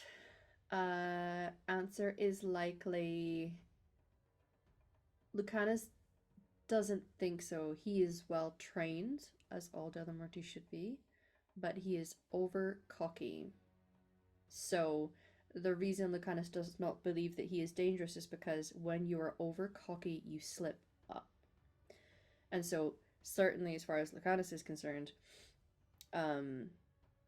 that is a chink in someone's armor when you are a crow, that you like the fact that they're over cocky means you lead them along that line to make them cocky and overconfident, and that is where you make them slip up. I think, are they aware of it and is it a problem? Yes. As soon as you mention the name, there's probably a groan. I think what he's doing so far has not yet resulted in, let's call it reprimand, but is not far away from a proverbial slap on the wrist. Which, if somebody's really slipped up, the proverbial slap on the wrist is, oh, oops, you died. Not there yet. I think the thing that he lets slip, that you can use, that he maybe doesn't think is an important detail, is that the person in Delamorte that is gunning for him with his sloppy, overcocky behavior is his cousin Ilario. Ilario is, he finds this person's behavior distasteful, and having a lack of taste in your behavior is something that should be punished. So it seems like if anyone is gonna, not that you're gonna tread on toes, but the way that you handle it may have implications with this person who is equally as powerful, who is currently looking for a reason to cause this person to slip up. So it's maybe just another little kick up of mud in the what you like, Larry. I know. He's just a little angel, just a boy. I'm just a boy. So yeah, that's the basics of what you've been able to pick up. A little bit of extra detail in there that can either be used by yourselves or perhaps a potential thing to stumble over along your way. Is the fact that somebody fairly high up in the Delamorte is currently actively looking for dealing with the situation. Great. So if there's further things that you're needing, or if you just want to roll for a sparring with him, we can roll for it. If you are satisfied with what you have, we can step away from the scene. But the delights of sparring and getting sweaty with this man is something that certainly I and perhaps others in the call would appreciate.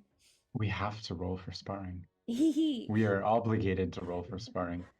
Can we roll for sweat? Can we roll for sweat as well? Roll for sweat. Roll for sweat. Yes, I'm happy to roll for sweat. Right. In this case, I think I get my dual weapon style talent, and I'm gonna put that +1 bonus into my attack, because I don't think 1 extra defense against Lucanus is gonna help me in a big way. That's fair, honestly. Just grabbing my dice. I have a dice full of dice. Just sat on the desk. Yeah, just in case it's needed.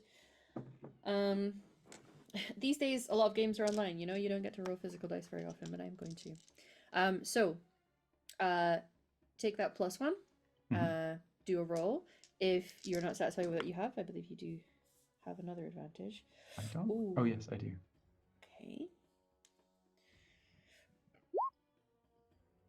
Wait, how does that work? I did something, but it didn't.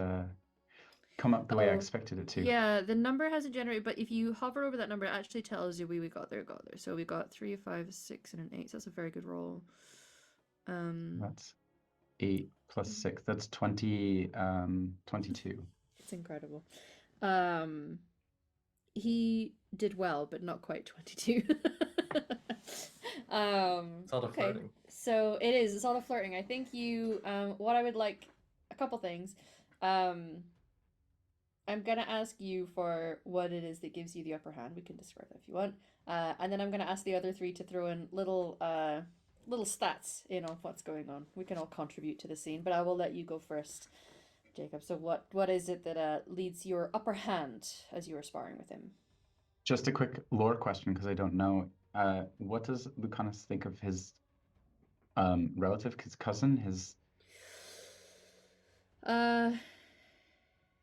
He has a lot of affection for him. This is the start of Dragon Age Origins. He has a lot of affection for him. They're Yeah. very close. They can on occasion work together on jobs as well. Okay. So, yeah, family is very important for both them and their grandma. Right. You know what I think I think it's just like I was looking for an in on the conversation that would distract him, but I think there's a lull in the conversation and we like square up and guard up and I just really press the attack and it surprises him and then there's the blade here. Incredible. The rest of you, is there anything that you would like to layer into the scene? You don't have to, but I'm giving you the opportunity to. Hairstyle, like I'm imagining like long hair bundled up and then the hair comes loose after sort of like the intensity of the fighting. But I don't know if he's canonically long haired. Oh, if you look in the NPCs, both Ben and I provided images of this gentleman. He has a bit of a mullet. Oh, okay. And the person who yes. did the character design very specifically said, "No, I gave him a mullet. He has a mullet. He's a mullet and he's a short king. I think he's just over 5 feet." Nice. Yeah. I just have reach on him, really. Yeah. The reason I have upper hand, tall. Skill issue. Okay. So he might have put some of his hair away and it just kind of came loose, yeah. I think as a like he came to the start of sparring knowing that they were going to spar, but as much as he sort of has a distaste for cockiness and others, has a little bit of cockiness himself, and so didn't take like his like duster off. So he like staggers back at the hit and like you just get like a little bag of like Antivan spices comes falling out and like sprays across the floor. The like spices oh, go no. everywhere. Oh, that would break his little heart. Yes. Okay. He's like, oh, my spices. The spices on the floor distract him and you can Poor open it up for the yes. hit. He's Normally also uses that as a pocket deal. yeah. He is canonically really terrible at romance as well, and he says that like his cousin is really good at that side of things about the seducing your mark and things like that. And he's like, I can't. So you've maybe just also got him a little flustered. Fraser, is there anything you would like to sprinkle on top, like the spices that just sadly dispersed on the floor? I think it's. I think it was another thing that helped. I think this is what happened. What let you kind of push him back a little bit is that the light gleamed off your sword and framed yourself really nicely, and I think that just got him a little bit. Whoa! He got a little bit hot under the collar, which is why he was moving back to try and get his hot duster off, and then he slipped, and then the spices fall, and then. You know, the whole kind of horrible Rube Goldberg machine of So spaghetti everywhere. Big flirting. Yeah. So flustered because of the beautiful framing, hair getting in his way, duster getting in his way, spices everywhere. And I will say where most crows might become very affronted and get a little pissy about losing a spar, I don't think he's upset about that. I think he can accept the fact that you're skilled and talented as well. He is just upset about the fact that his spices fell on the floor. He's like, so ends the conversation in that moment. But you felt pretty confident that you just got an upper hand on who is arguably one of the best Antivan Crows there is in the business. So I will promise him that I will replace spices that I ruined. Question, because he will promise you when you replace him that he will cook for you. Cass, you mentioned that this was like in a semi-public sparring hall. Are there witnesses to this? Probably. Oh, Yeah. I think not only what is there's definitely a moment. In fact, I'm gonna give you an advantage here to that to build on the fact that there's witnesses who just saw you besting him. There's probably some amusement, as I believe there often is when he gets flustered like that. Yeah. You know, they speak about crying over spilt milk, but like crying over spilt saffron is a legit, you know. Yeah. So, you gathered a decent amount of information in that scene. You Great. bested your on again, off again spicy little man. Beautiful scene. We just don't put labels on it, you know? It's Yeah. complicated. Yeah, labels are complicated for crows. I love that. Okay. We have a few things that were suggested. I would say that my Cantoris, I believe there is an intention that you are going to go and speak with members of your house. Yeah, I about think your Isil contract. wants to prioritize that. Whether Eduardo wants to come or not, he is more than welcome. But yeah, I think they're very aware that I want to get ahead of this before we are seen doing anything, just in case. So yeah, I think Isil will prioritize going back to House Cantori and giving them a heads up about the contract nature changing. Okay. I don't think I'd be coming. I think I sort of Yeah, would we say can I've split got a up. plan of action of where I want to go next. Yeah, and I think so long as like You've it's agreed clear to that it and- I have yeah. made the effort to go, then it looks fine. Yeah. Brilliant. Okay. So yeah, Isil, you can go. You probably have people who are senior to you that you can inform without necessarily going to Teo, unless you really feel like you want to go to Andaratea. I love to hang out with her, but you never want to. Here's the thing: you just never want to leave her company, and I have things to do, and we would be it would turn chatting into a too whole much. thing, and Yeah, you know, like which Very love good. to do, but Yeah. work first, and then I can sit and chat with Sure.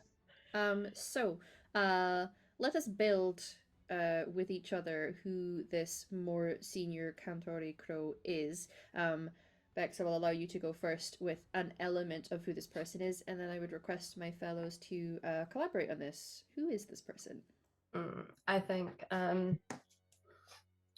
yeah, a woman a little older than Isil and probably helped train them when they first came in to the Crows. So Isil has a great deal of sort of respect for this her. person. Yeah. Okay. Yep. Okay. Can this conversation be happening while you're moving past like a row of like paintings from like the house history or something? Nice. Like you're on the move and you're framing this against like the accomplishments, the achievements. Okay. Nice. Yeah. Things that have been won in various. Yeah. Okay. And Fraser and Jacob. Who do we think this person is? So they're older, right? They're Yeah. and they help train Isolde.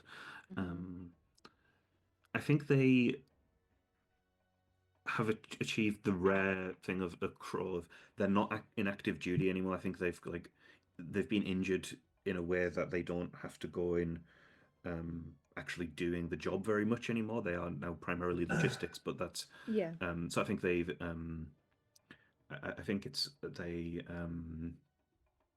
have kind of like I don't think it's anything particularly bad. It's just like I think it's just like they're not as fast as they used to be or anything like that. I think they maybe walk with a cane. They don't need it, but they like, or at least they don't need it like they need for long distances and things like that. It's not like a necessary thing. They haven't lost a leg or anything like that. It's just that they need to a bit of extra support.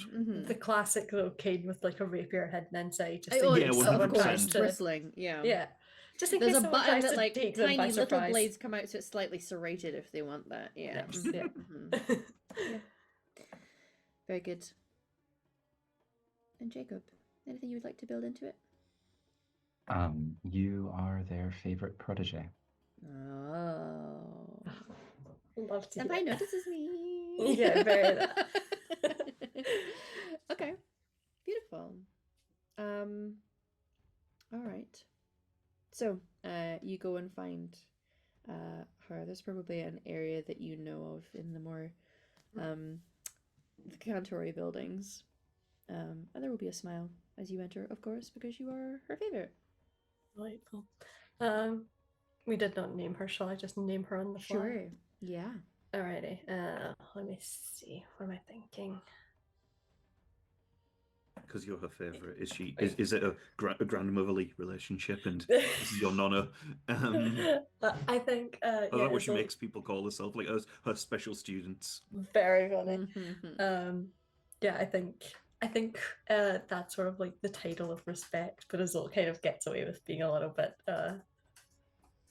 against that. So kind of like quite literally like grab a door frame and like swing themselves in Yeah. and just kind of be like, Malin, hi. Hi.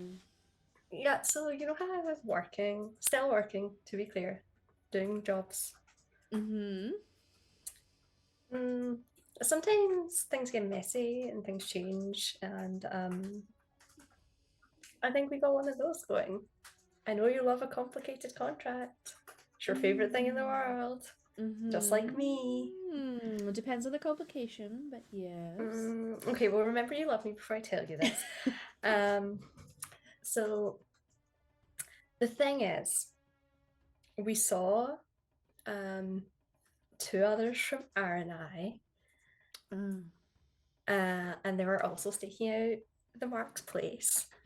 Hey, turns out that's that man's doing some real shady stuff because he's got two contracts on him. Two. I haven't heard of that in ages. Oh, that's definitely Yeah, right. complicated. How are we handling that? Well, okay, so the other contract is from like an ex-lover, and it's like very like jilted and messy, and they won like a mercy killing, but like it's like they're all like their emotions are still involved, and it's like yum yum yum. Like A mercy killing. I know, tragic, but you know it is what it is. It's like the things you get in like all the cereals. It's like one of those, and I love when you get a serial killing like that. If you'll forgive the pun. But what happened was we went for a little drink and everyone had a little chat about it. And they said that maybe we could just like work together and we'll just like kind of pool resources. Because like you're technically not meant to kill him, but we are. So like they can just kind of do their thing and then we can go in and just finish that off and everyone wins, right? Well, provided you actually do the job and kill him, then I don't see the issue. Great. But also like we didn't want to keep going without telling you because like I figured that would just be like a whole thing and like what if someone else saw like the R&I people getting in the place and everyone thought we were doing things wrong. We're not doing things wrong. We got it. We're under control. Promise. Do you trust them? No, of course not. I'm not stupid. Do you think they might be working on achieving the job before you even get there? Yeah, Eduardo's out doing some things just now. We're gonna get there. All right. If it goes wrong, I got lots of knives and they have backs that will welcome them. This is why you are my favorite. Thank you, I know. Yeah, I just, you know, I didn't want to go out there, make decisions, not tell you about the decisions. Decision got back to you. You thought I was being like It is good impulsive. to know. I will run it up the chain that we are aware that there are R&I who are working a little close to one of the contracts. Perfect. I think that's it. Our contract seems more fun. They have to like pretend to be involved and have emotions about this man that I don't know. But hey, Delamarte is getting involved in terrible, messy business. Who'd have thought? It is a little juicy. I know. I think it's delightful. Mm. But also good information to have.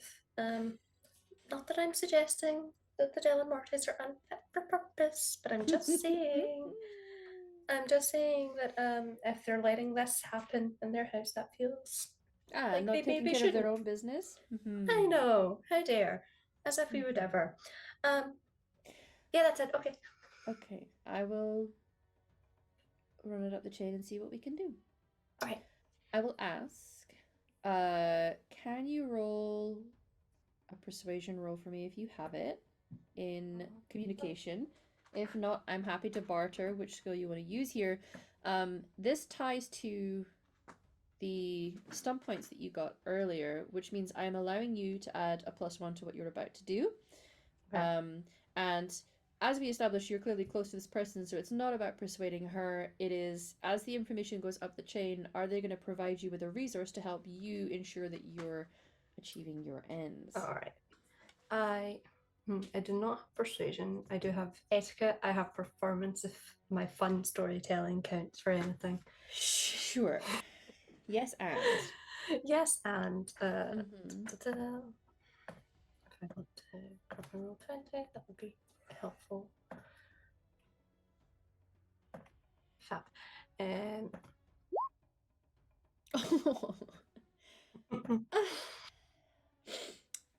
Well, no. Yes, I will say, as this incredible roll gets passed up the chain, I would like to think that this tickles Andretea specifically so much, in a playful, ew, Delamorte, look at this mess you've made, kind of way, because she's a little sassy. At a moment of your choosing, if the advantageous position in a scenario, whether with the mark or with the Aranai, I am going to allow you to cut in with something that your house has provided for you that will throw the advantage your way. So if you feel disadvantaged at any point, something is provided, whether it is a person, an item you're given, a bit of information that gets fed to you, whatever. I will let you choose that, but keep that in your back pocket for at some point before the end of this adventure. Excellent. Yeah.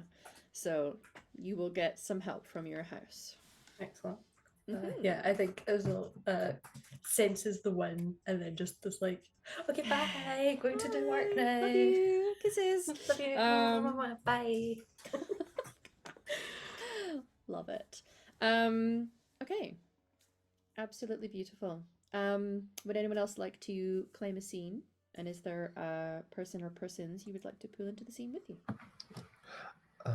I think Eduardo wanted to go investigate the Mark's house, right? Uh-huh. I think the mouse is going to join him for that, but first is kind of like a detour. We have to make a stop along the way. So, oh, go ahead. I think Edward's just like, if you must, it's if that's what we've got to do, and for you to be effective, then we shall do that. Take advantage for that. Sass. It's just like exasperation on the mouse's face, having to deal with not one but two like this. But they're clearly a pair for a reason. Like just had a glimpse of like the house head as well, and it's like, oh, that's why they're like that. I think the mouse leads Eduardo to like I want to imagine like what used to be a religious building of some sort, but has fallen out of use or has been abandoned. And there's like a mural of Archon what is his name? Ferendiel, the guy who murked Andraste. Oh yes, Hesarion, is it? Hesarion, yes, that's the one. And there's like it's faded. It's like a lead what is it, like painted glass situation, but like very faded, not being maintained. And I think the mouse kind of like plays like I don't know if this is a thing in universe, but like the Song of Mercy, something like maybe a Mm. religious Yes, there. like melody. Yeah, because there's going to be passages. So the way that the holy text of the religion of the Maker is the chant of light, Mm-hmm. and it's called the chant of light partially because it is to be sung traditionally. So it reads almost like a poem in a way, and there are sections of it that are like the canticles of light, especially. We're going to tie back to the older parts, the origin stories, and some of them tell of Andraste's life. So there is definitely going Mm-hmm. to be passages. I don't know all of the passages off by heart. Yeah, I know right. some of them, but there are going to be sections that talk about Hissarian's initial condemning of her and putting her to the flame, and then the mercy of killing her before Mm-hmm. it is the flames that Yeah. kill her, and that sort of act of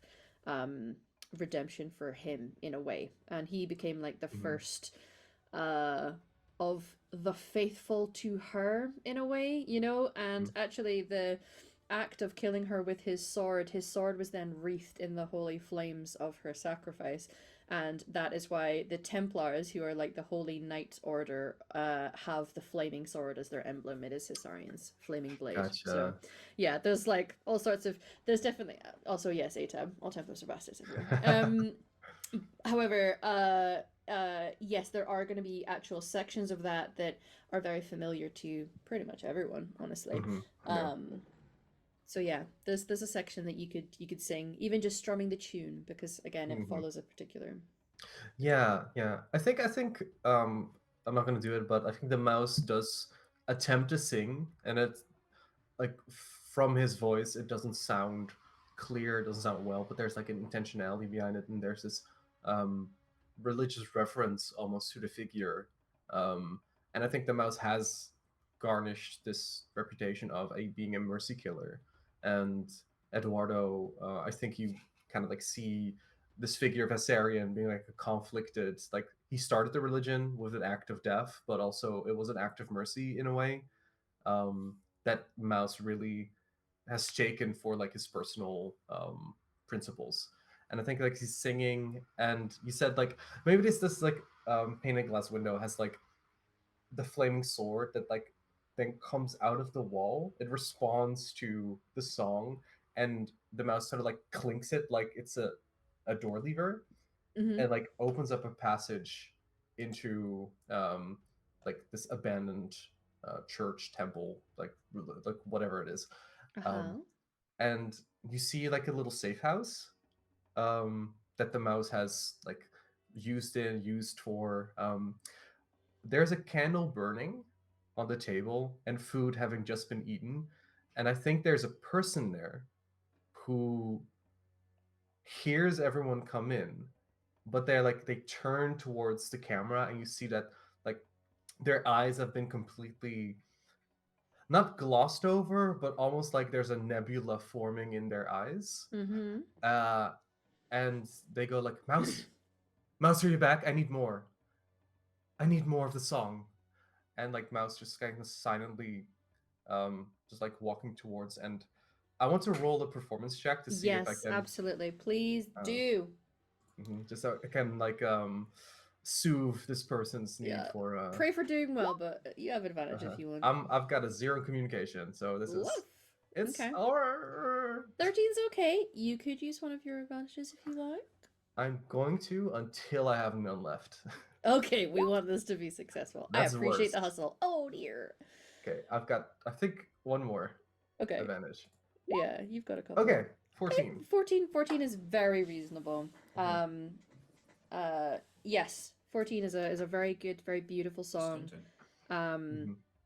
and I imagine it is going to provide what this person needs. Can you Mhm. describe to us, as I imagine you were about to, what the emotions are in the song that you're playing? I think it's one of utter calm.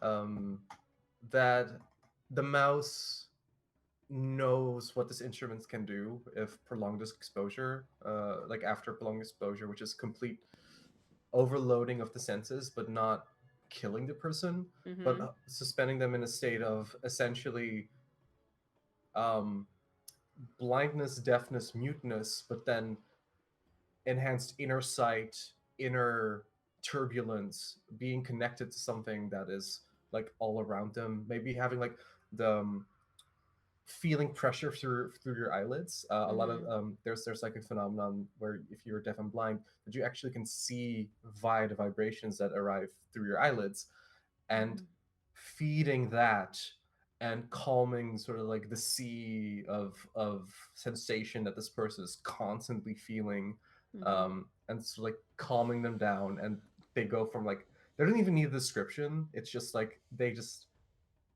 Yeah. slowly like back down and just kind of like fall into the chair Yeah. and have this contented look in their star-gazing eyes. Okay. Um, Open to anyone, yourself included, Ruben. The nature of this instrument and the way that magic works in this world, the way that emotion works in this world. I would argue that the mouse doesn't necessarily know this side of things, but the reason that the instrument works and what is fueling it is a spirit from the Fade. Spirits are, well, when you play through Vilgard, it's very complicated actually, and I have a lot of emotions about it all. However, prior to the the revelations that we learn in that, spirits encapsulate particular strong emotions and concepts. So do demons. Demons tend to be classified under terms of like the sin. So we have wrath. We've got rage demons. We've got sloth demons. We've got lust demons, or desire. And but there are spirits of compassion. There are spirits of wisdom, etc. And the reason that your instrument works is that there is a spirit attached to it, and they resonate with your emotional state and help amplify. So you have a spirit attached to you, in fact, while you have this instrument. And this person in this state, the senses in the physical side of things are eliminated. And that inner sense that they have is actually because a part of their soul is now basically shunted from the physical into the Fade. Gotcha. And so it is the Fade that they exist in. That is where their emotions are kind of connected to and tied to. And the spirit that is attached to your instrument and now to you is influencing this person in some way. Yeah.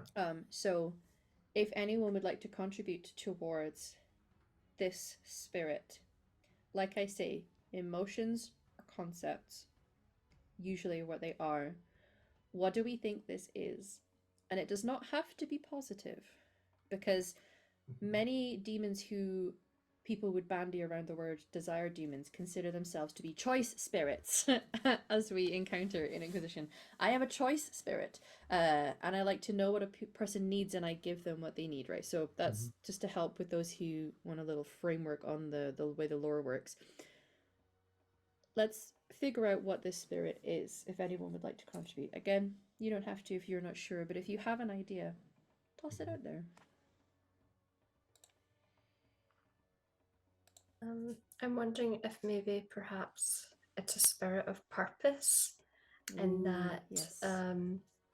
the emotions that the mouse uses to sort of channel through that instrument are always ones that he is choosing to purposefully put across. This is an effect that is chosen rather than sort of innate.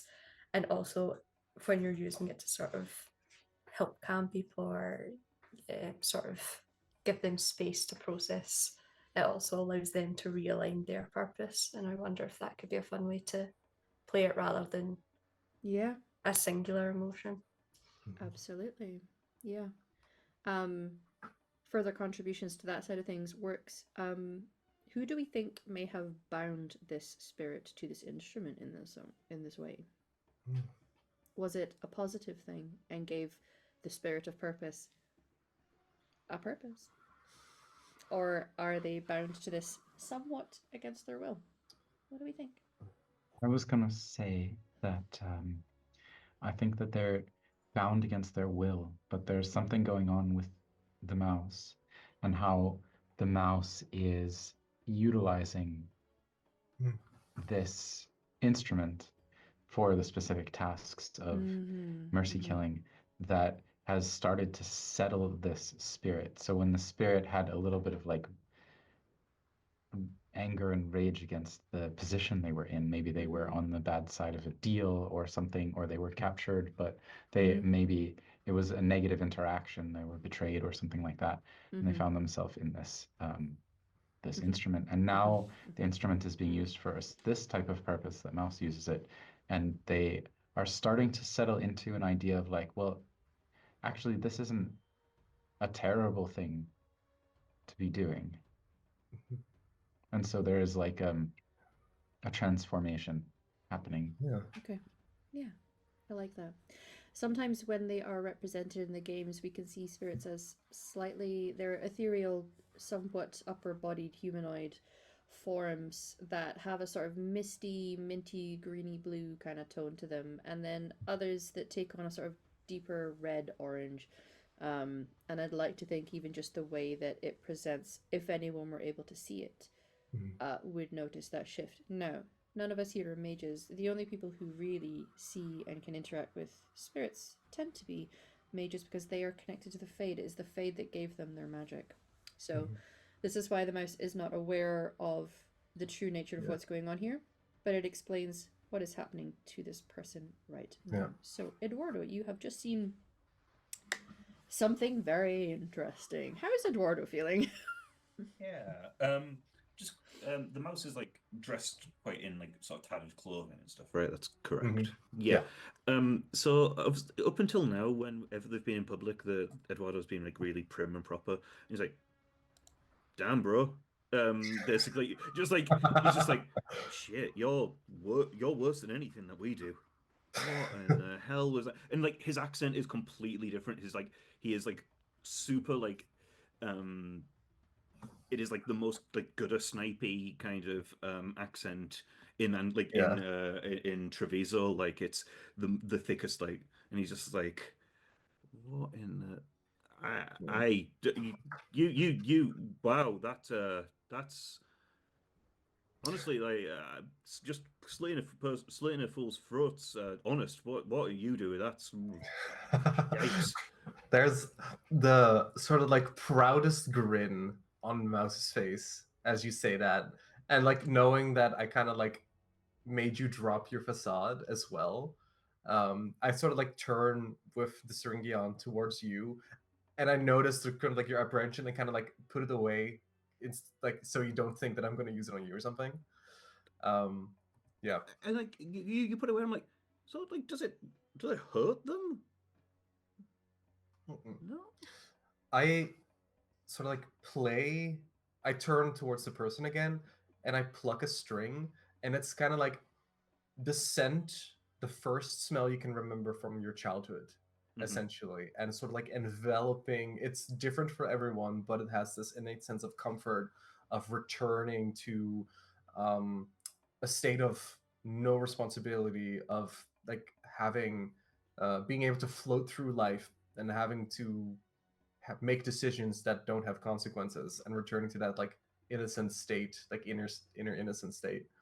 And you kind of get a whiff of that, of almost like it catching you off guard, of um, being transported to another place entirely.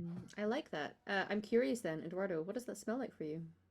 That smell is the vineyard at my parents' estate. Oh, I do not remember this whatsoever. I have Yeah. no idea why I smell this. But that is that's incredible. uh-huh. Taking How do advantage for you? that. Brilliant, Yeah, beautiful. that's sick. Does it like move you emotionally, or are you kind of like shutting this off? Like, what are you doing? It does move me, and I think I'm like, but I'm fascinated by this. I'm like, so like they need you to keep killing them There's forever. a there's a moment of pause.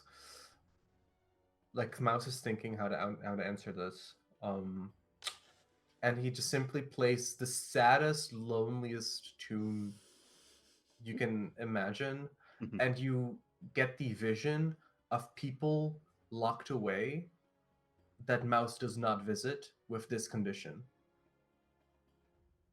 Which And implies a this real person sick is son of a different. bitch. Mm-hmm. And that's all Eduardo says. Yeah. And he's like, this is the face of like professional admiration. Mhm. Yeah. Mm-hmm. Like this is like Eduardo is not an artist. Like there are Mhm. some crows that are artists. Mm-hmm. Eduardo is a professional. Yeah. But he has been in the business long enough that he recognizes when someone kills for art, and it's like this is like this is like Da Vinci witnessing Yeah. Michelangelo's David kind of thing. Yeah, Like this yeah, is like, yeah. oh, I'm in the present. Like this is artistry, and this is Yeah. killing in a very different way than I can Mm-hmm. And conceptualize. it has framed a little what perhaps the plan is for this other contract of what killing this mark Mhm. may look like. Absolutely. And why an ex-lover may request this over final death. Mhm. So, a beautiful scene. As we move towards the... Oh, is there more you wanted to do? I was gonna ask, is there just like Eduardo might not notice, but was there a stipulation in the contract that Mouse continues to visit the mark after, or is there a non-visit clause? Or is that just like we don't know? We don't know. I think, yeah, if it's saving them from themselves, maybe it is that this person wants to do the looking after this goes on. You know, being the one that's Yeah. responsible for him, hiding him away. Yeah. Who knows? And I guess we will find out when we get there. again, I put it away as one would sheath a knife. Mm-hmm. And I just look at Eduardo. Let's go. Let's go. Yeah.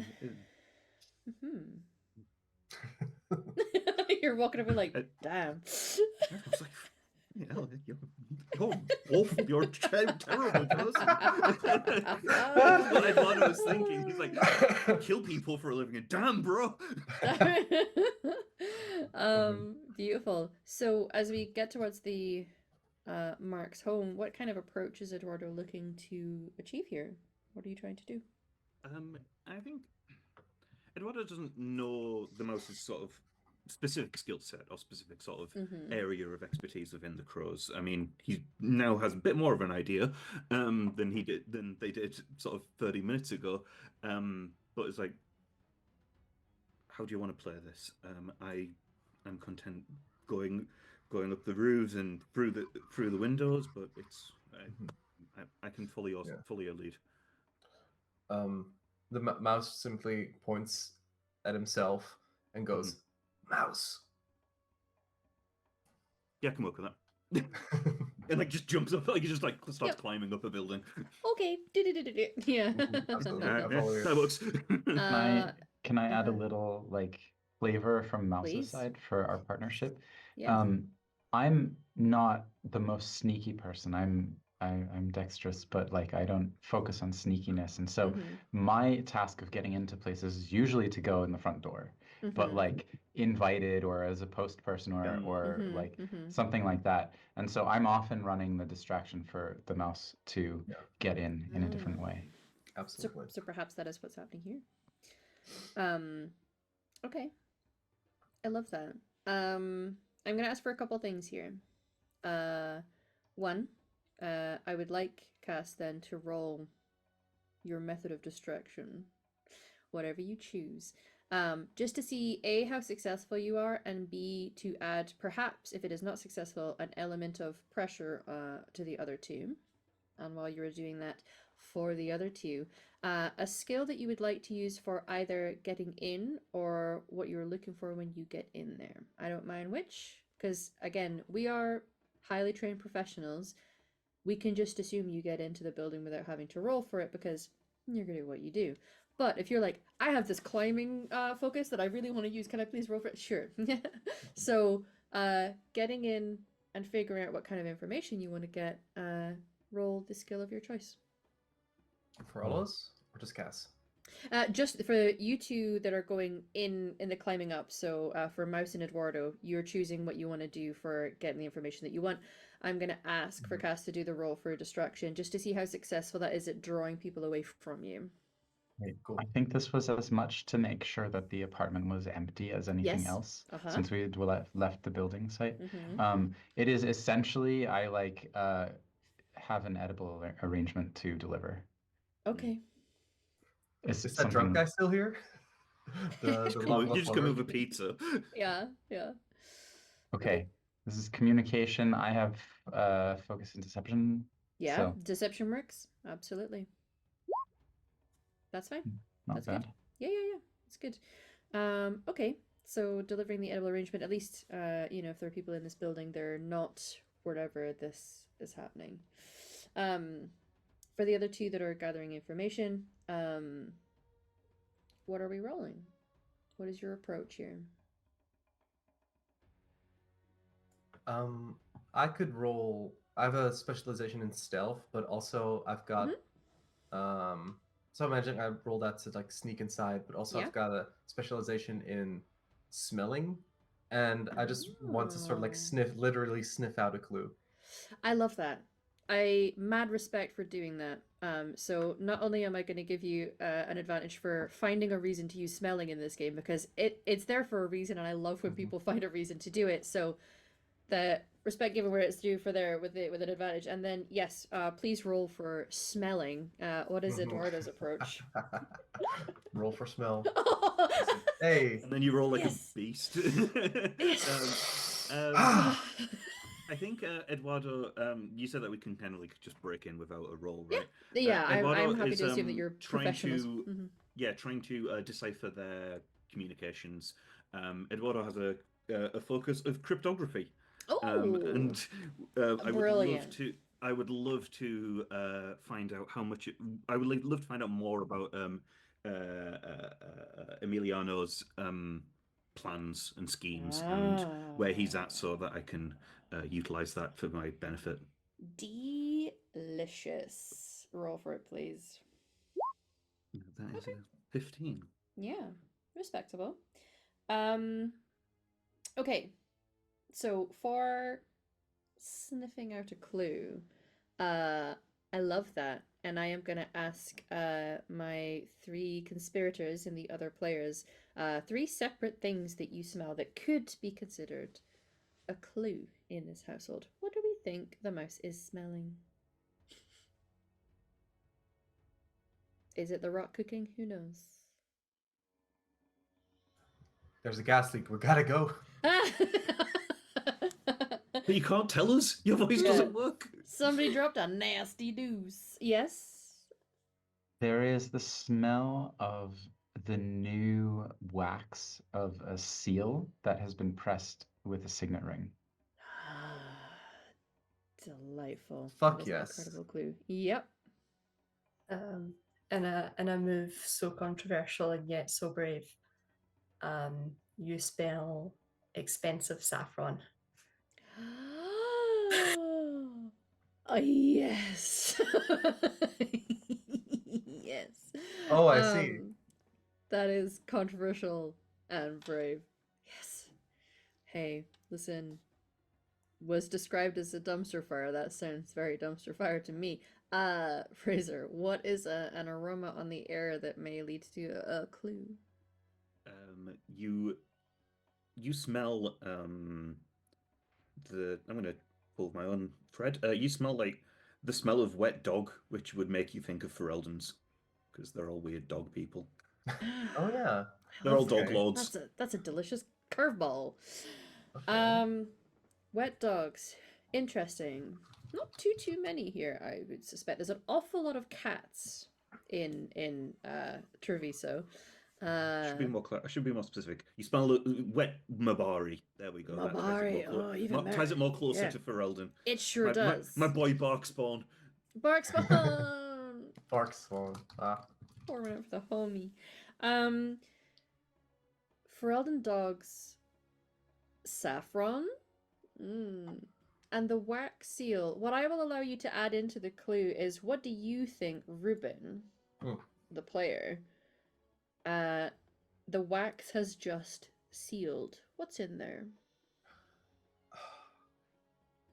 Another contract. I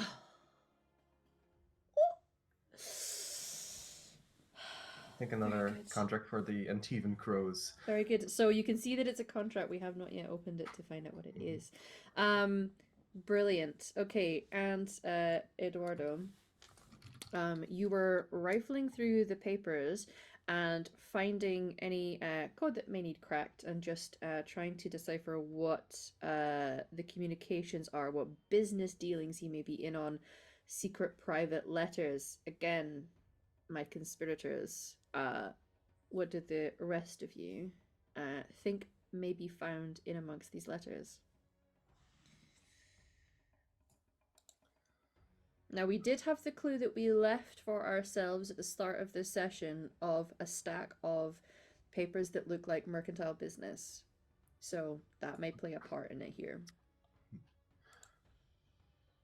Could there be a potential trade deal still unratified between the house that our mark belongs to, and also by extension his family line, and something from like a weird choice for Antivan status quo society, like trying to shake things up, like maybe even dealing with the Cume, for instance? Oh, that is juicy. Business dealings with the Qun. That is very juicy information. They are kind of notoriously, it's in the background at this moment in history, but it is slowly ramping. A little contention of the Qun wanted to come and help Antivans find the enlightenment of joining the Qun, which, for context to those who don't know, it's like a very aggressively intense version of communism. It's the best way to describe it. That's like some Islamic influences thrown in as well. Yeah. So there's yeah, that's very juicy information. My other two co-conspirators, what do we think may be found in the paperwork here? I think a letter to their half sibling. What was the name? Noah. Noah. Yeah, Mhm. Noah. Dated for the day after we received our contract. That just says it is done and nothing else. Le gasp. Okay.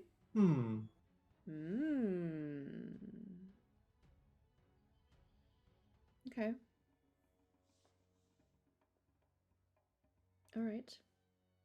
Interesting. Very juicy. So the pair of you, in sniffing things out and rifling through some paperwork, have found some incriminating evidence, juicy gossip, implications that this person, and indeed that household, here's the thing, that the mercantile stuff that connects to the Qun, that has implications for this person's father and those dealings. Like, this is very useful information for you, Eduardo Cantori, to have in your hand. My question to you, to finish up the first session of the Crows send their regards, this information you just find in all this paperwork, do you reveal its contents to the mouse, or do you keep it to yourself?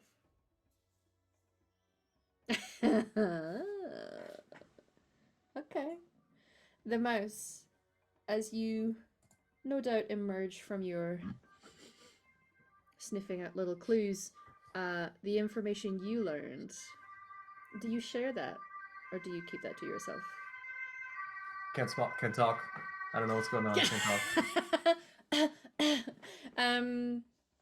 Delightful. So, each Do of we us. know of each other? I mean, you're both aware, at least, of like, you disappeared off to do your own thing, and eventually it will swing back around to each other and just be like, I'd like to make a roll against Eduardo. Social combat. I think you're both rolling deception in a way, but what I'll say is I'm gonna have for the first set one doing deception and one doing perception empathy, and then reverse that. Cool. Yeah. So let's do Mouse doing the deception first. Eduardo, can you roll me? It's in perception, empathy if you have the focus. So, and deception is dexterity, or is that No, deception is in communication. wonderful? I have a 0 on that. Uh-huh. Go right. I do want to sort of like. I want to argue. Can I add my performance? Performance, special absolutely, absolutely, because Because you're acting natural. I was gonna say I'm gonna pluck my Uh-huh. Syringeon and kind of like embed the emotion of like being forced to come clean to a parent in you, being called to attention almost. Uh-huh. But yeah, I thought you were like, as if it's the performance of I didn't find anything. You can pull the string and it essentially goes womp womp womp. Just a boy. I'm just So yes, a you can little roll guy. I'm performance. just a birthday boy. Yeah, Eduardo's rolling your. Was that your 15 for your? Oh, there we go. There. Okay. Okay. I do have an advantage, and I think I You want to do? spend it. Okay. Yes. Oh! Oh. You don't know nothing. I Get can't- out of here.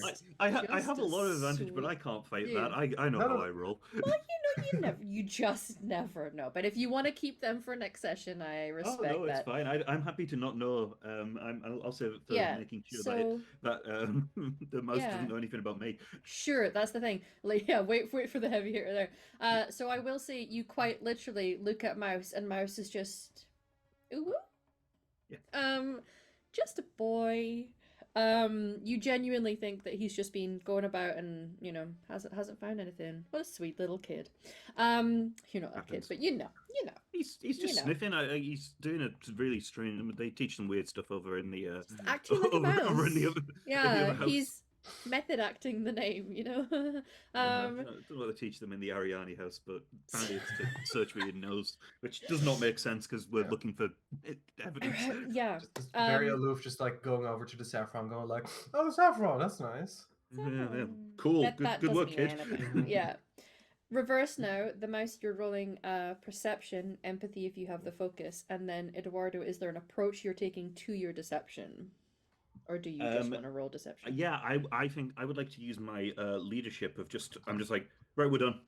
We're leaving now. Interesting approach. Yes. Cool. Mm-hmm. It's like I've got you haven't found anything. I've got nothing. Let's go. Yeah. And just like bulldozing through. Yeah. I'm acting so in command here that you can't argue against me. Do I have to declare roleplay stuns before rolling? What do you mean? Oh, you had stunts for your last roll. Yeah.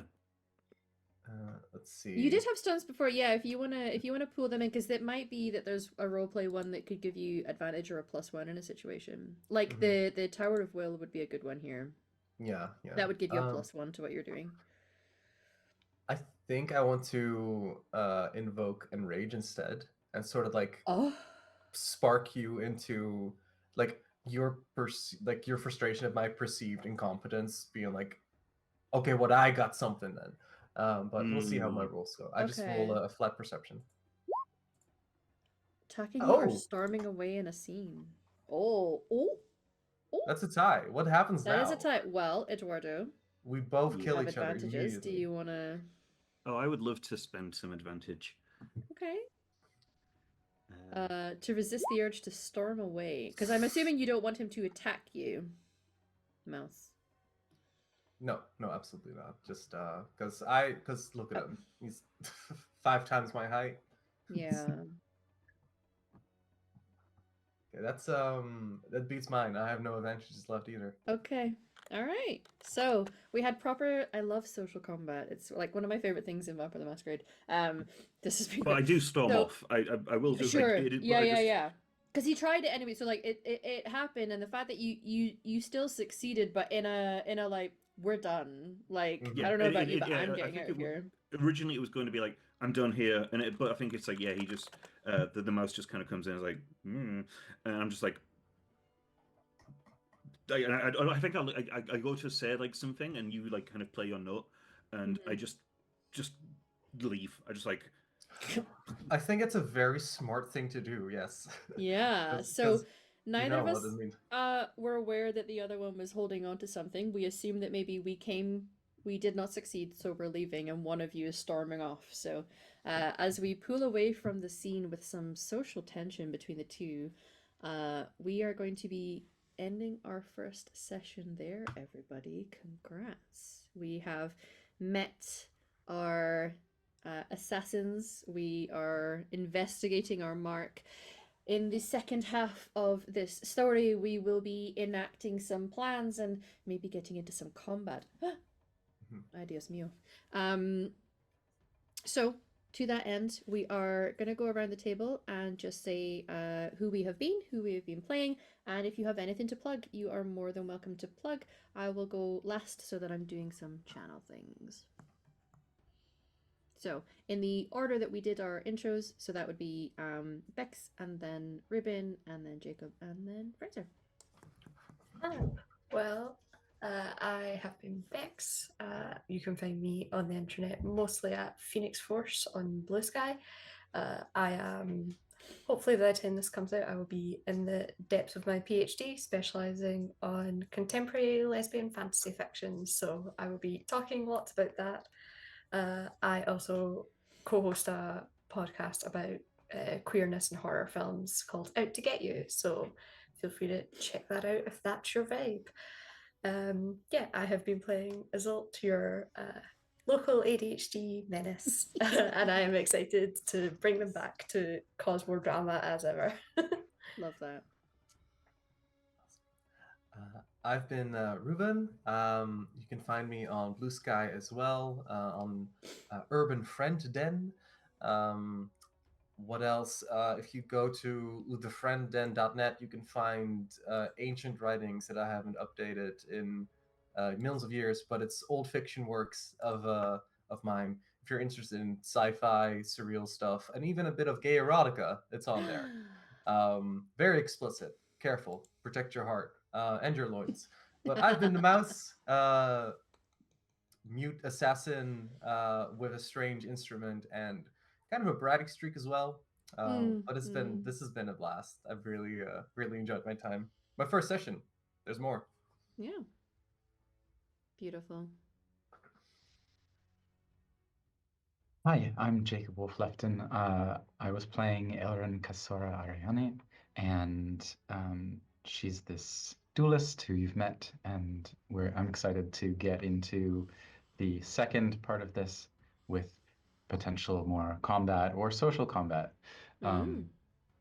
And something from my end, I have a podcast called The Witches of Wadera Keep, which is an intimate story of a coven of three witches struggling to maintain the natural harmony of magic between themselves and the kingdom and the underworld. And it's a serialized actual play podcast audio story with richly designed sound using wickedness. And the episodes average about 30 minutes each as we play one scenario. And it is ongoing throughout 2025.